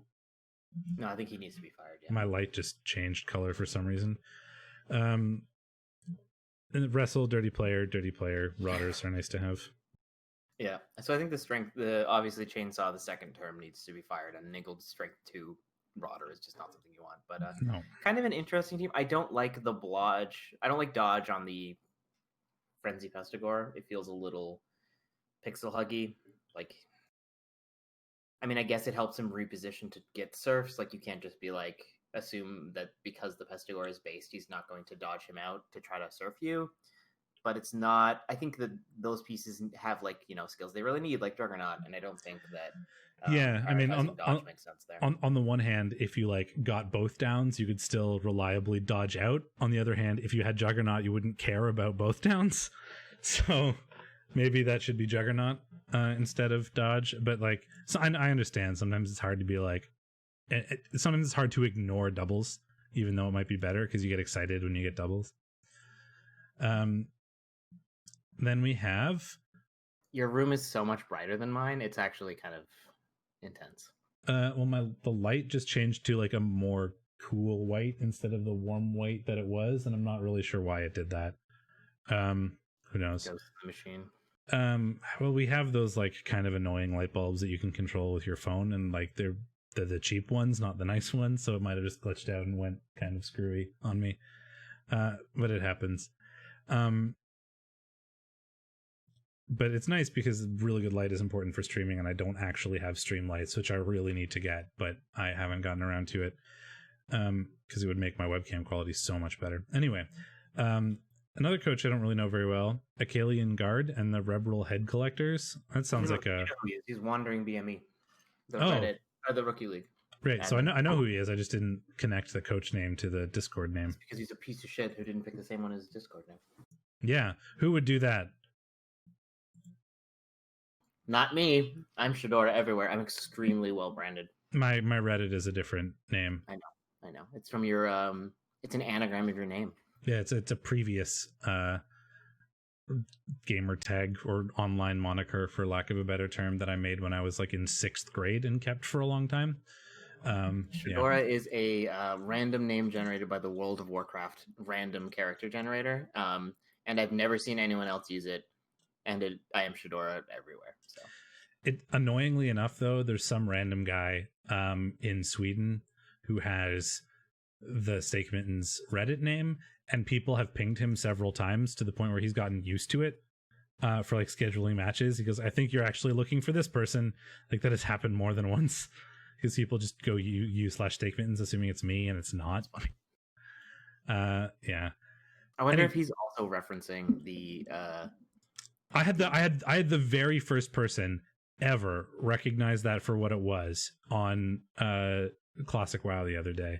Like I've used that name for years. Like, and someone was like Picnic Face, and no, someone whispered me and said Business Lobster, and I was like, yeah. I think it's the very first person who's ever like directly referenced my name to me when seeing it for the first time, other than being like, that's a weird name. So Steakmittens, for those not in the know, which is probably everyone, is a bit from a weird internet video made by a improv sketch group called Picnic Face from Halifax, Nova Scotia. Yep. That kind of they were a little bit popular in that time when everyone was making really zany, kind of random, weird YouTube videos with like a lot of like hard cuts and ridiculous graphics. The thing that they were most famous for was Power Thirst, which probably everybody has seen. Yeah. Like almost everybody. It was super viral in like, the early 2010s or something.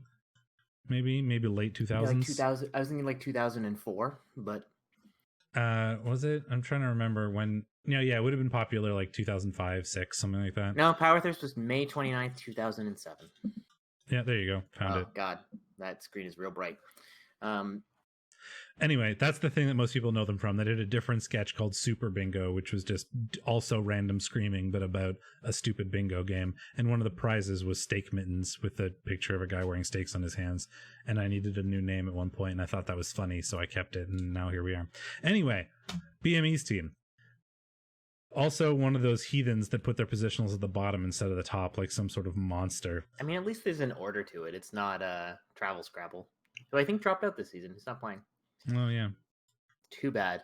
He was going to be in my division, I think. Anyway, that was one of the hybrid teams that was replaced, I think, with a Chorf team.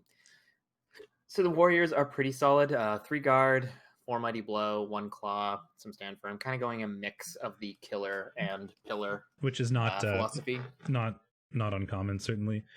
Yeah, Brute takes claw next. Proxy Winter takes guard next, and then I think we're just pretty happy with the state of the Chaos Warriors.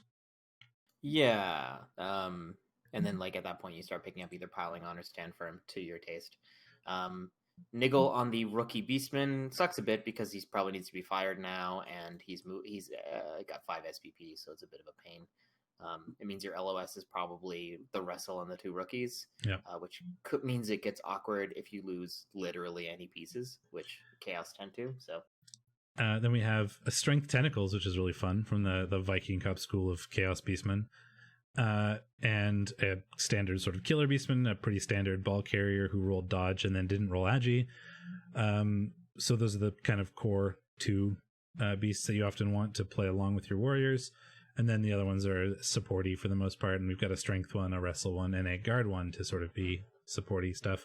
I think we're lacking a little bit of tackle. Like that wrestle piece will pick up tackle in 2 SPP, and I think you probably want to bench Slash to get rid of that Niggled Beastman. But other than that, I think you're pretty good. Trunk has a theory that it is because the game will put new players and like things like that in the topmost positions, and you replace your linos most often, so it requires less reorganization because your rookies will end up at the top where all your rookies are. So though that's not how this is organized, strictly speaking. I always do mine like positionals on top, internally ordered by like most valuable usually, and then like same with the linos after that. The only teams I've ever really played for a significant amount of time are Nurgle and Undead. And Undead go mummies, whites, ghouls, space, zombies. And then the Nurgles go Beast of Nurgle, Nurgle Warriors, space, Rotters, space, Pestigores. And I don't know why I do that, but that's the way I started doing it. So I kept doing it. And now it's the thing. So I can't stop doing it because it would bother me to not do it the same way every time. It's fair. Well, we're skipping Commanders in Grief because you didn't accept the ticket. Then Debt Monkey. Practice makes permanent. Sad ook. The motto is sad ook, and that pleases me. Debt Monkey, low-key the nicest person in the league, so you know. Who needs kneecaps? Doesn't have kneecaps given that he has it's a damaged back. So close. No damaged knee. But it's Frenzy Orc Blitzer with tackle. Get another sort of killer Orc Blitzer with piling on. And then the 2 more guard oriented ones, who have also picked up Mighty Blow and tackle, because what else do you take after you've got guard? 4 Blorks. Relatively even on SPP too, which is often kind of the awkward bit about orcs. Yeah, so, I mean, this is a great team. 6-7 guard. Yeah. Doesn't run. It runs the troll, but no goblin, which I think is fine. I think that people vastly overestimate the odds of making a goblin one turn. Oh, it's not great. The usefulness of the troll is strength 5, guard, regen on the LOS. Is the strength of a troll.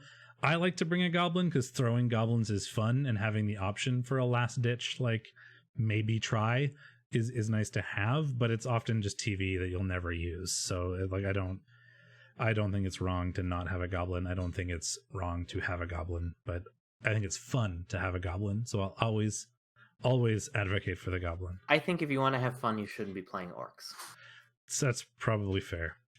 And we have a thrower. It's the same thing with the death roller on dwarves. It's like you can do it, but dwarves aren't fun, so why would you do it? To make them fun. It just makes them less boring, I think. I don't know. I think I could be tempted to I don't know. play It's the again. Coltrane Baby was probably fun to play. I don't remember what the actual team was called, but there was a dwarf team that had a block piling on death roller called It's the Coltrane Baby in all caps, and it was my favorite player on any team ever. It was O'Revert coaching that team, I think. It was O'Revert. That team got annihilated. Oh, it did so bad, but man, it was funny, which is what I appreciate.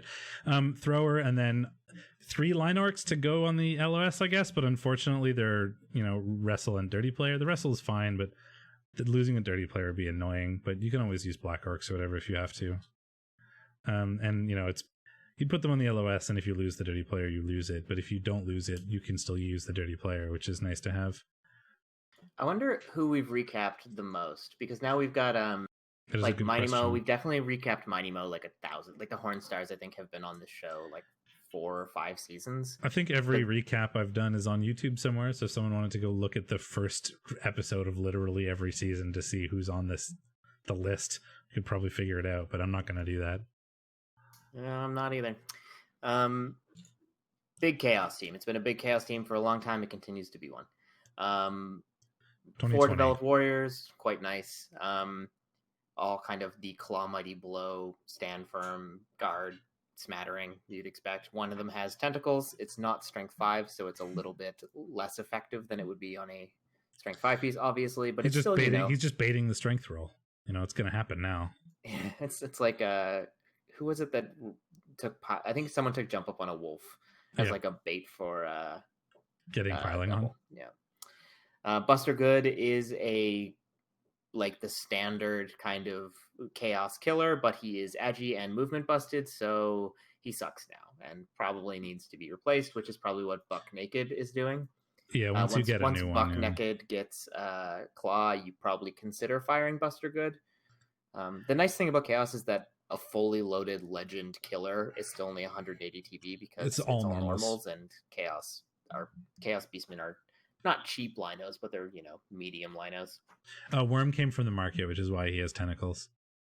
I think you've told us that every season. Yeah. And we just forget. Like, I forget everything that I've said the moment I stop streaming. So this is why we stopped doing teams, because if we did teams every week, which is what we used to do, or every other week even, Ben will say the exact same thing about your team, and we'll make the same kind of this is why I like this pick, in the exact same tone with the exact same phrasing for 7 weeks straight. Because the moment I stop doing the stream, I forget literally every word I've said, and I will not remember the next week.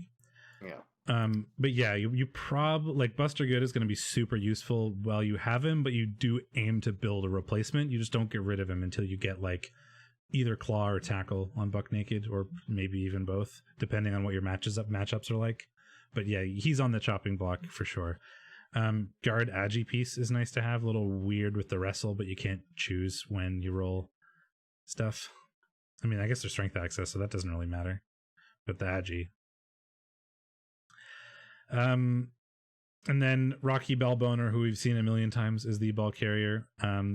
Doesn't have dodge, unfortunately. We'll sort of see those because we do review the games from before, yep. And we'll get to see it on REBBL.net. That we'll see which players leveled on REBBL.net, and we usually check those out. So yeah, we just won't talk about your team on a kind of this type of level basis. Yeah. We often look at the teams when we're doing predictions anyway, so it's easy to notice changes and what people have for the next week and that sort of thing. So doing in-depth looks at the teams like this every week is just kind of slow and pointless. Yeah, but yeah, good chaos team. And then we have another unfair Chorf team. He absolutely is a ball carrier in Sacker, because I do the exact same thing with my two heads, Agi for Pestigor. It's carries the ball, and also every turn the first thing you do is, can I hit the ball with him?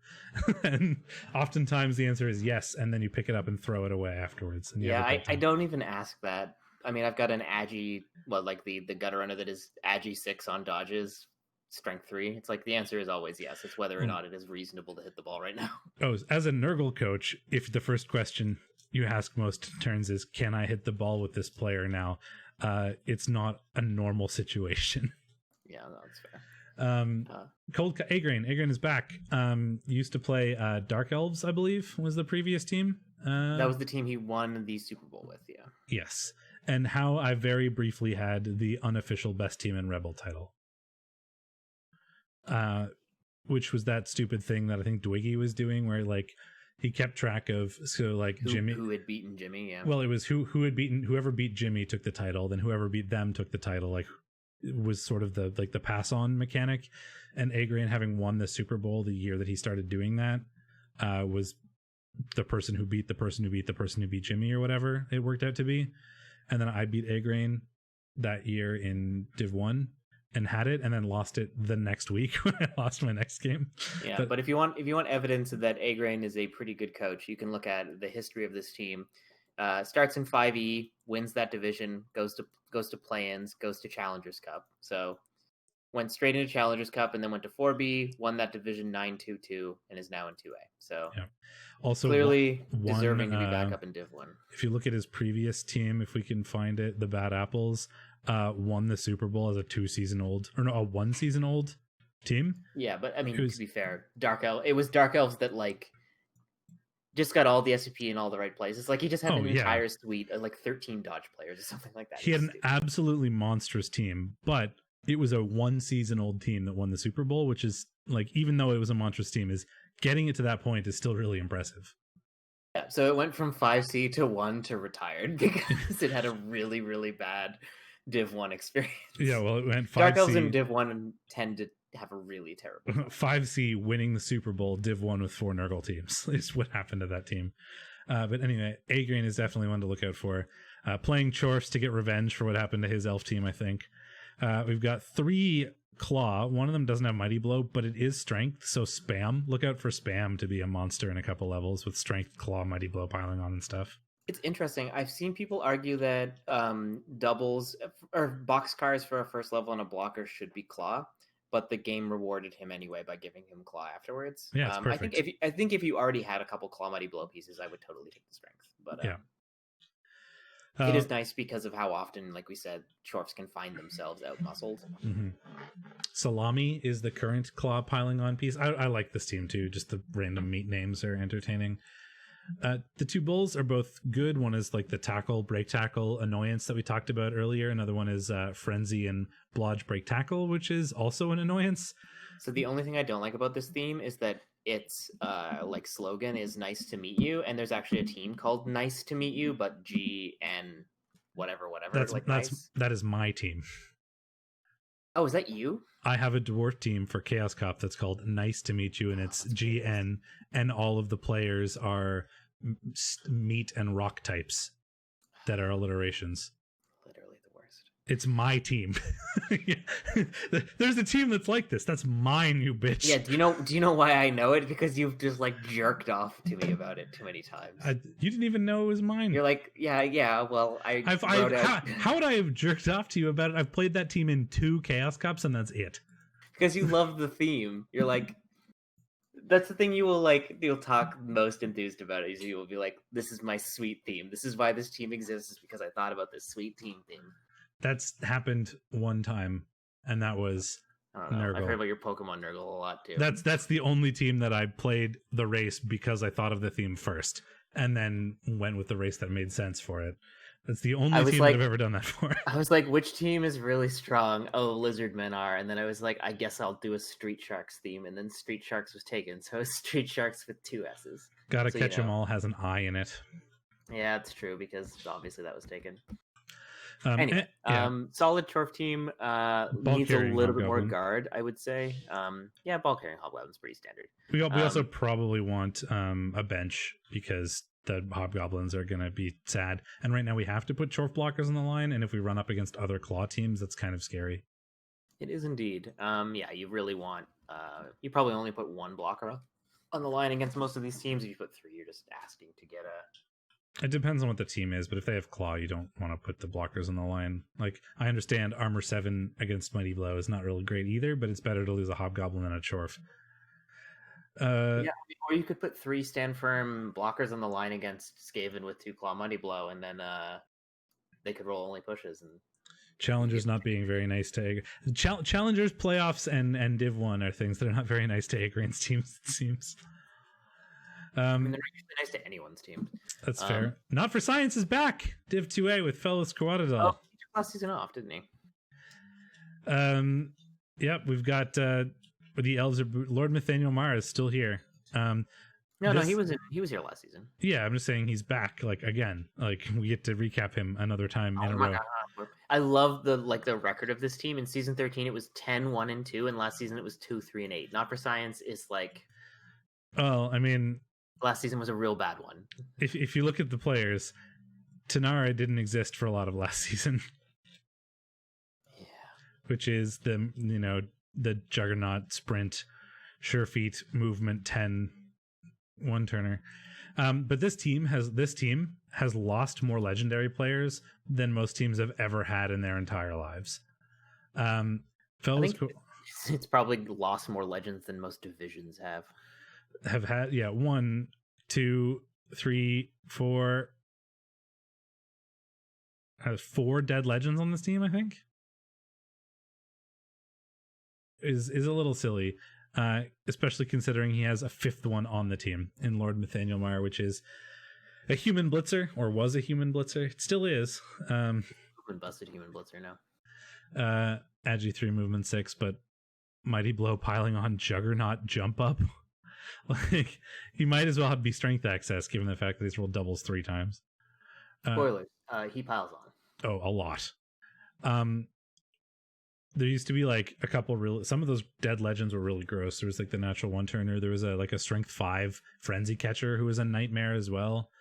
A little bit more fair than the team used to be, but still a collector of red numbers. As Not for Science tends to be. Fennin is a really good thrower. We've got an Agi lineman, the strip ball as well. A couple guard pieces is nice to have, but this is probably the slowest elf team you'll ever see. It likes to collect those movement busts, certainly. At one point, he had a strength 2 lineman and kept it for a really long time because he kept saying most people forget this is strength 2. And then we saw that exact thing happen in the playoffs where someone forgot it was strength 2 and marked it up and then hit it when they didn't need to. Yeah, but then he played Sage and we were casting it. And what actually happened is Sage never forgot it was strength 2 and kept like basing his cage against it. We were like, oh, he only needs an assist and he can get a 1 die to clear off this corner and hit the ball. We forgot it was strength 2. We forgot it was strength 2, literally. Yeah. It's a fun team, and Not for Science is a good coach to have around, so I'm looking forward to recapping him again. And then we have, where are we? Wrong division. Trunkhead, damn Yankees. Trunkhead, I don't think I've recapped before. I know who Trunkhead is, but I've seen him around the divs and stuff. Yeah, I don't think he's gotten a recap, but maybe back in the DZ. Who knows? And seen him around Clan and stuff too. I don't think I've played him in Clan, but I know our Clan has played his Clan, so I've definitely seen them. I have played him in Clan, and I diced him, as I recall. Anyway, we've got the damn Yankees, which are a Dark Elf team.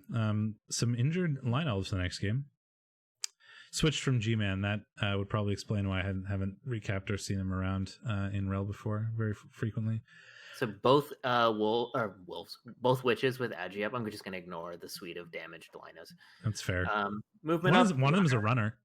Yeah, the movement up runner isn't bad. And a movement 8 piece on Dark Elves is always nice. Kind of makes up for the fact that it's another armor 7 piece kicking around. Makes him like maybe worth keeping. I don't know if I would develop a runner even with a movement up, but we'll see what Trunk does with him. Or no, it's him, right? The runner's a male. The witch elves are the only women. And so we have the 2+ leap wrestle tackle frenzy witch elf, which is always a terror. And the Agi up blodge one for recovery. We've got 2 guard blitzers, which is really nice, along with a mighty blow piling on one. This is a really good Dark Elf team. Sure is. A lot of guard, which is it's got all the right stats and doubles in exactly the right places. Like strength blitzer, Agi witches, blodge guard players, piling on mighty blow, jump up blitzer. Like, ugh, this is like taking all the strengths of Dark Elves, which is like a lot of blodge, 4 blitzers, and just turning it up to 11, right? Yeah, exactly. It's got the like suite of support blitzers. It's got the killer blitzer. It's got this annoying ass Uncle Sam. Like everyone seems to get a blodge step strength 5 piece or strength 4 piece, I should say. Yeah. I mean, that's a really, really good Dark Elf team, and I expect it will do quite well if it doesn't implode. So the runner was because he played 3 teams in a row last season with strip ball sackers. So the runner was to sort of combat that because you could dump off to like the Agi elves or whatever. Yeah. And then ended up going to playoffs and didn't get to replace him. So have a runner for now. We'll see if that sticks around or not. And finally, we have another coach who was just in my division last season, Eisen Mike, coming from REL 3C with his self-hating dwarves. Dwarves are the worst. It's been a while since I've seen Eisen Mike. Short, guard spam is obnoxious. Long grinding matches 3. AV9 is a lie anyways 2. Not much versatility. Stupid sounding names. Passing skills why ? Who's going to catch ? Same plan every match. Never any plan B. There you go. Yeah. It's good to see Eisen Mike again. He took a break for a while ago, and then was re-rolled to this team, so I haven't seen him, or I haven't run into him recently. He's gone through quite a few runners. But well, let's start from the blockers. There's a bunch of guard, stand firm, mighty blow taken in wherever little patterns. A couple of dodge ones. So we got 2 blodge, or one is a blodge blocker and one is a blodge blitzer. The dodge is pretty nice because Agi 3 you can actually dodge out of a mark to go blitz a scoring threat or what have you if you need to, which is kind of handy to have. The movement 3 blocker is kind of frustrating, but stand firm counteracts that a little bit if you get knocked down at least. This is a bit of a small dwarf team. 1780. It's only got 1 developed Slayer. It's only got the runners aren't really that exciting. I mean, frankly, it's a good dwarf team. We're just used to looking at Unseen Walker's team as the only dwarf team. Yes. So seeing a team that isn't 2100, it seems small. But the one Troll Slayer that's developed is super nice. Picked up Jump Up, also has Juggernaut for those like super annoying frenzy blitzes. Do we have two? We have one ball carrying runner with only normals, and one that's going to be built as a sacker, probably with wrestle tackle sort of thing. Yeah, he's on his seventh, his sixth and seventh runners. So yeah, well, they're huge targets on dwarf teams, right? They're generally one of the few movement or armor 8 pieces, and early on they're the only pieces on the team that don't have block, so like they're the most likely removed dwarves. I think we kind of covered the dwarves, right? Yeah, we're done. I mean, the dwarves are pretty decent. They've got 6 guard. They've got some good like support plate pieces. They've got like a good smattering of Mighty Blow. They're very bog standard. They may need to do a little bit of development. And this div isn't the killiest div on the planet. It's still pretty bashy, but it's no 2B. Anyway, we're big. We should be small.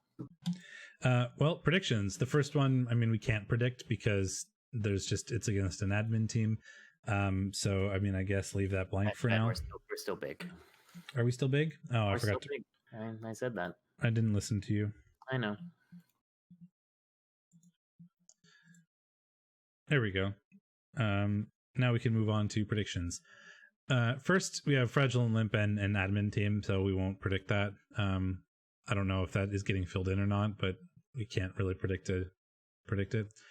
We have Monster Bash and Clown Thulu. So 1640 Necro versus 1760 Pro Elves. We did say that this Necro team would be kind of annoying for Agi teams to deal with, and he gets an Agi matchup first, so it's a good start for Tech 19, I think. It's an Agi team without Mighty Blow. They're down there. They are also down one of their guard pieces, and they're down one of their blitzers. There's 2 strength 4 pieces, and it is the strength 4 guard like sidestep super annoyance catcher. But other than that piece, I think Tech 19 probably has a good shot here, but that one catcher is so annoying. We do have grab. The only concern I have is he's only got 2 tackle, and this is a team with 8 dodge. Yeah. Even with the MNGs?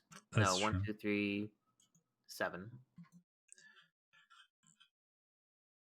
Yeah, I don't know. I'm going to take the elves, I think. I don't know Clown Cthulhu, but I'll go out on a limb. I feel like I want to agree with you, but that's only because of this particular elf team and the extra like strength it has. That is going to be more annoying than your typical Agi team, I think, for the Necro.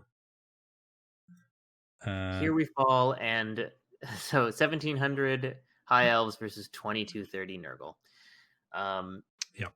Well, this is going to be a bit interesting. So what's that in inducements? That is 520k after Sir Kodiak ditches the cash. Wrestle tackle 2 heads plus movement. Pestigor is going to be a nightmare for the elves, but the elves do get 520? 520k, yeah. They can get whatever they want. Probably going to get Wizard, probably going to get Eldril. There is no sure hands. Oh, no, there is sure hands. And kickoff return, which is going to make it a lot less likely that the Nurgle have trouble collecting the ball and getting back to the safety of the Nurgle. Yeah, the thing that will be annoying for the Nurgle here is like a super deep kick, and then, like elves running around and wasting a ton of Nurgle time, but like that is a lot harder when there's kickoff return, like you said. Yeah, so Biogenic Revolution is definitely going to be the piece to watch out for. The Mighty Blow Claw tackle is going to be a big problem for these elves. They don't have any wrestle for the Juggernaut to exploit. Juggernaut doesn't affect sidestep, right? No, it's grab. Yeah, that's grab. Okay. I like the elves, question mark. Well, what do you like? I like both of them. Like, I'd probably be okay picking either. So let's go Nurgle and have a contested one in this one. Then we have BME and Yeo, Yield Guard, and REBBL Head Collectors. 1960 Chaos, 2010 Nurgle. This comes down Nurgle a lot to... have 2 bench. The Chaos have really awkward player setups currently. I think it's going to be the Nurgle. 1, 2, 3, 4, 5, 6, 7, 8, 9, 10, 11, 12. Yeah, 8, 9, 10, 11, 12. So the Chaos do have one bench. They're not going to get any real inducements. They're going to get 50k. So we'll know if the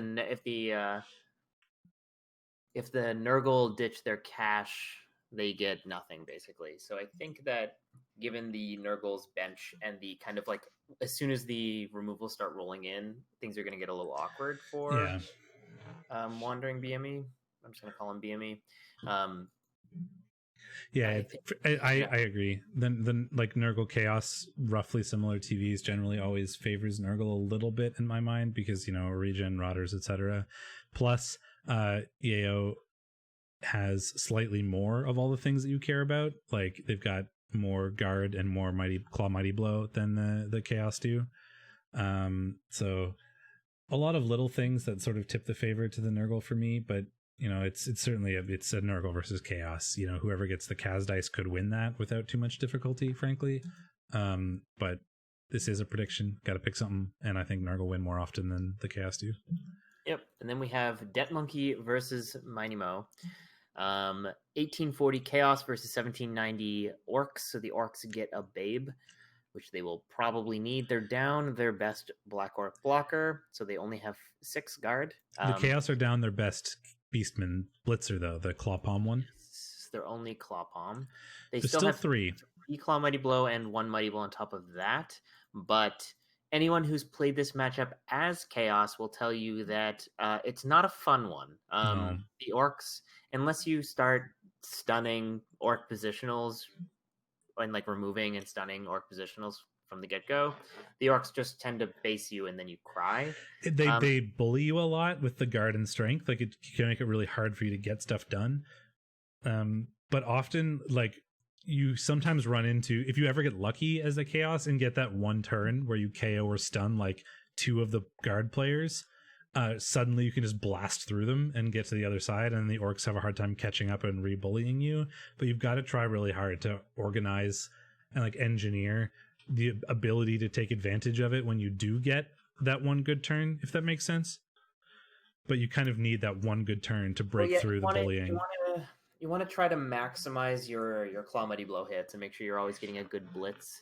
But also you don't want to be in a position where you overcommitted and the Orcs suddenly get the opportunity to base all of your guard in such a way that you have to roll a bunch of 3+s to even get 2 dies. Like, as soon as you're in that position, the Orcs are winning, right? Absolutely. And sometimes you make those 3+s and sometimes you kill them and like stuff works out, but most of the time things get hard. So exactly. But this team's pretty developed. It's got 5 guard. It's not going to be helpless in that sort of a scenario. Like the strength imbalance isn't that serious, but this could still be a tough game for the Chaos. They've got 1, 2, 3, 4, 5, 6, 7, 8, 9, 10, 11, 12. So they've got 1 bench. The Orcs have 12. No, 11. No, 12. Yeah, you're right. You have 2 math degrees. So they both have 1 bench, which will be nice for both of them, of course. LOS is going to be a little awkward for the Orcs. They're putting the Troll and the Wrestle Dirty Player probably, which is going to get weird pretty fast. They've got 2 Dirty Player lineups, so they're not too sad if one dies. But I think I like the Orcs. That's what I have already taken, yeah. Then you know what? We'll keep this contentious. I'll go with Minimo. I'm gonna believe in his Claw Mighty Blow. He's got a lot of Claw Mighty Blow, and he certainly knows how to use it. I just think that having played Minimo and having played as like the Chaos team against the guard spammy Orcs in this situation, it might be hard for his playstyle to line up with the way you need to play against the Orcs to be able to take advantage of the one good turn when you happen to get it. Then we have Cold Cuts and Not for Science. So Not for Science starting off with Agrain's Chorfs. With the Claw Mighty Blow spam. 2 Claw Mighty Blow, yeah. And just like a lot of Mighty Blow, period. Oh, so for sure, yeah. Going to be a little tough on the High Elves with all of their armor busts. The movement busts, I think, frankly, are more annoying, right? There's High Elves aren't like their Linos aren't particularly fast being movement 6, but 3 of them being movement, well, one of them's out, but 2 of them being movement 5 means that Chorfs can just keep up with them, even if they do dodge out. Yeah, and the Chorfs, but the Chorfs are also the underdog, which is not the position you want to be as Chorfs. It's not by much. It's only 60k. It's true. The Bull Centaur with break tackle is also kind of a nightmare for. Yeah, I think I believe in A-Grain. That's what I'm leaning towards as well. And then we have Trunkhead and Eisenmike. Dark Elves and Dwarves. Though it is a what's the word? It is an odd season, so Not for Science is probably going to be unstoppable. Oh, that's true. Well, I forgot to think about that. We'll have to see if he wins this game. I guess I never predict anyone other than Not for Science. This is you got to prove yourself here. Yep. And then Damn Yankees, Dark Elves with Trunkhead versus Self-Hating Dwarves. Kind of a rough matchup to start for the Dark Elves. They have a lot of value in their dodge, and they're not going to get a lot of value out of it. Yeah. But it's not a dwarf team that's particularly set up with a lot of anti-agi tools. The Mighty Blow piling on blitzer is a little bit less useful here, given the sort of dwarf armor, and the guard blitzers are also, like, while useful, a little bit less useful when going up against like 5 guard from the dwarves. 6 guard from the dwarves. Trunk can spend 10k on a babe, which he probably wants to do, especially because he's at a full bank. I'm not going to tell you this one because I don't know. I think I know what you're going to say, but I don't want to spoil your ballot. I think that the Dark Elves are a really good team, but I think a lot of their skills are not useful against the Dwarves here. The Witch Elves are really the wild card for me. If they can do kind of nonsense Agi 5 stuff, the Dwarves might have a hard time with that, but I think most of the Blitzers are relatively less useful than they normally would be against another team. So I'll give in to my self-hating desires and take the Dwarves for now, especially since I don't know much about Trunkhead or Eisenmike's playstyles, having not recapped them recently. First week, I often just kind of go with races rather than what I know about the coaches. So played them both somewhat recently. I went with Trunkhead. Okay. I think it's going to be tough, but I think he can win that. It's going to be a good game. I think they're both good coaches. So sure, yeah. Watch that one next week. If it looks like it was interesting, or if either of you tells us that it was interesting, you can send us a PM on Discord or Reddit or whatever. Yeah. I don't know. Did you mention at the top, by the way, that people should absolutely yell at us if they think not? I if did. You're like, I pitch cleared this team. Isn't that fun? Isn't it fun to watch me Claw Mighty Blow hit people and remove them every time? That's not fun. Like if there's not a 5+ cage dive that works, I don't want to see you get it out of my face. So that's the pre-cap or week 1 or however you want to look at it. The format is going to change a little bit going forward because we won't be looking at all the teams anymore. We'll look at what happened in the matches, predict the matches for next week, and watch one match from either REL 1 or 2A, like ideally switching back and forth, but it depends on what's interesting. If you think, like Shadorra said, your match was interesting, like whether it was funny or silly, or if it was just a good example of good Blood Bowl, feel free to let us know on Discord and we'll prioritize that over others. For the most part, it tends to be whimsy if nobody suggests anything to us, and we'll just pick whatever we think would be fun to watch rather than anything else. So if we watch a weird game, I blame all of you for not telling us which one was more important. Does that seem fair? When we get to the end of the season, your fault no matter what. That's the kind of motto of this show. When we get to the end of the season, we'll probably start picking stuff that has more playoff implications, regardless of what div it's from. But that's probably not until we reach about week 10 or so. And that's kind of the format going forward. Feel free to participate in the tipping comp if you want. I will link the sheet one more time. We'll put it in the Discord on the under the recap kind of channel for those of you that are in the Discord. And I mean, if you're not part of this div and you want to participate in it anyway, feel free. I'm not going to stop you. But I don't know why you'd watch us if you weren't in our divs. I think Cheese participated last season, didn't he? Yeah, he did. Didn't do very well, but he participated. He certainly earned a participation trophy. That's the Cheese MO. Right. I did this turn. I think this is going to be the first time I actually get to play against Cheese. We get to where I played against him last season, I think, or 2 seasons ago. Anyway, Roughly going forward, they'll probably be on Wednesdays, but for now they're going to be on Thursdays until we get our schedules sort of reorganized. So if you play your game on Wednesday, I'm sorry, that nothing we can do about it. That's just how our schedules work out. So Superfed is probably going to play all his games on Wednesdays now because he likes to not get cursed by our predictions. Yes. I mean, my constant curse of Superfed is that, he's going to do great for the first 9 or 10 weeks. So last season he did, he kept it going a lot longer. His luck gave out, at the very last moment. So maybe this is the season. Maybe he's just, or maybe that's the best he's ever going to get. Maybe his luck will always give out earlier now. He peaked.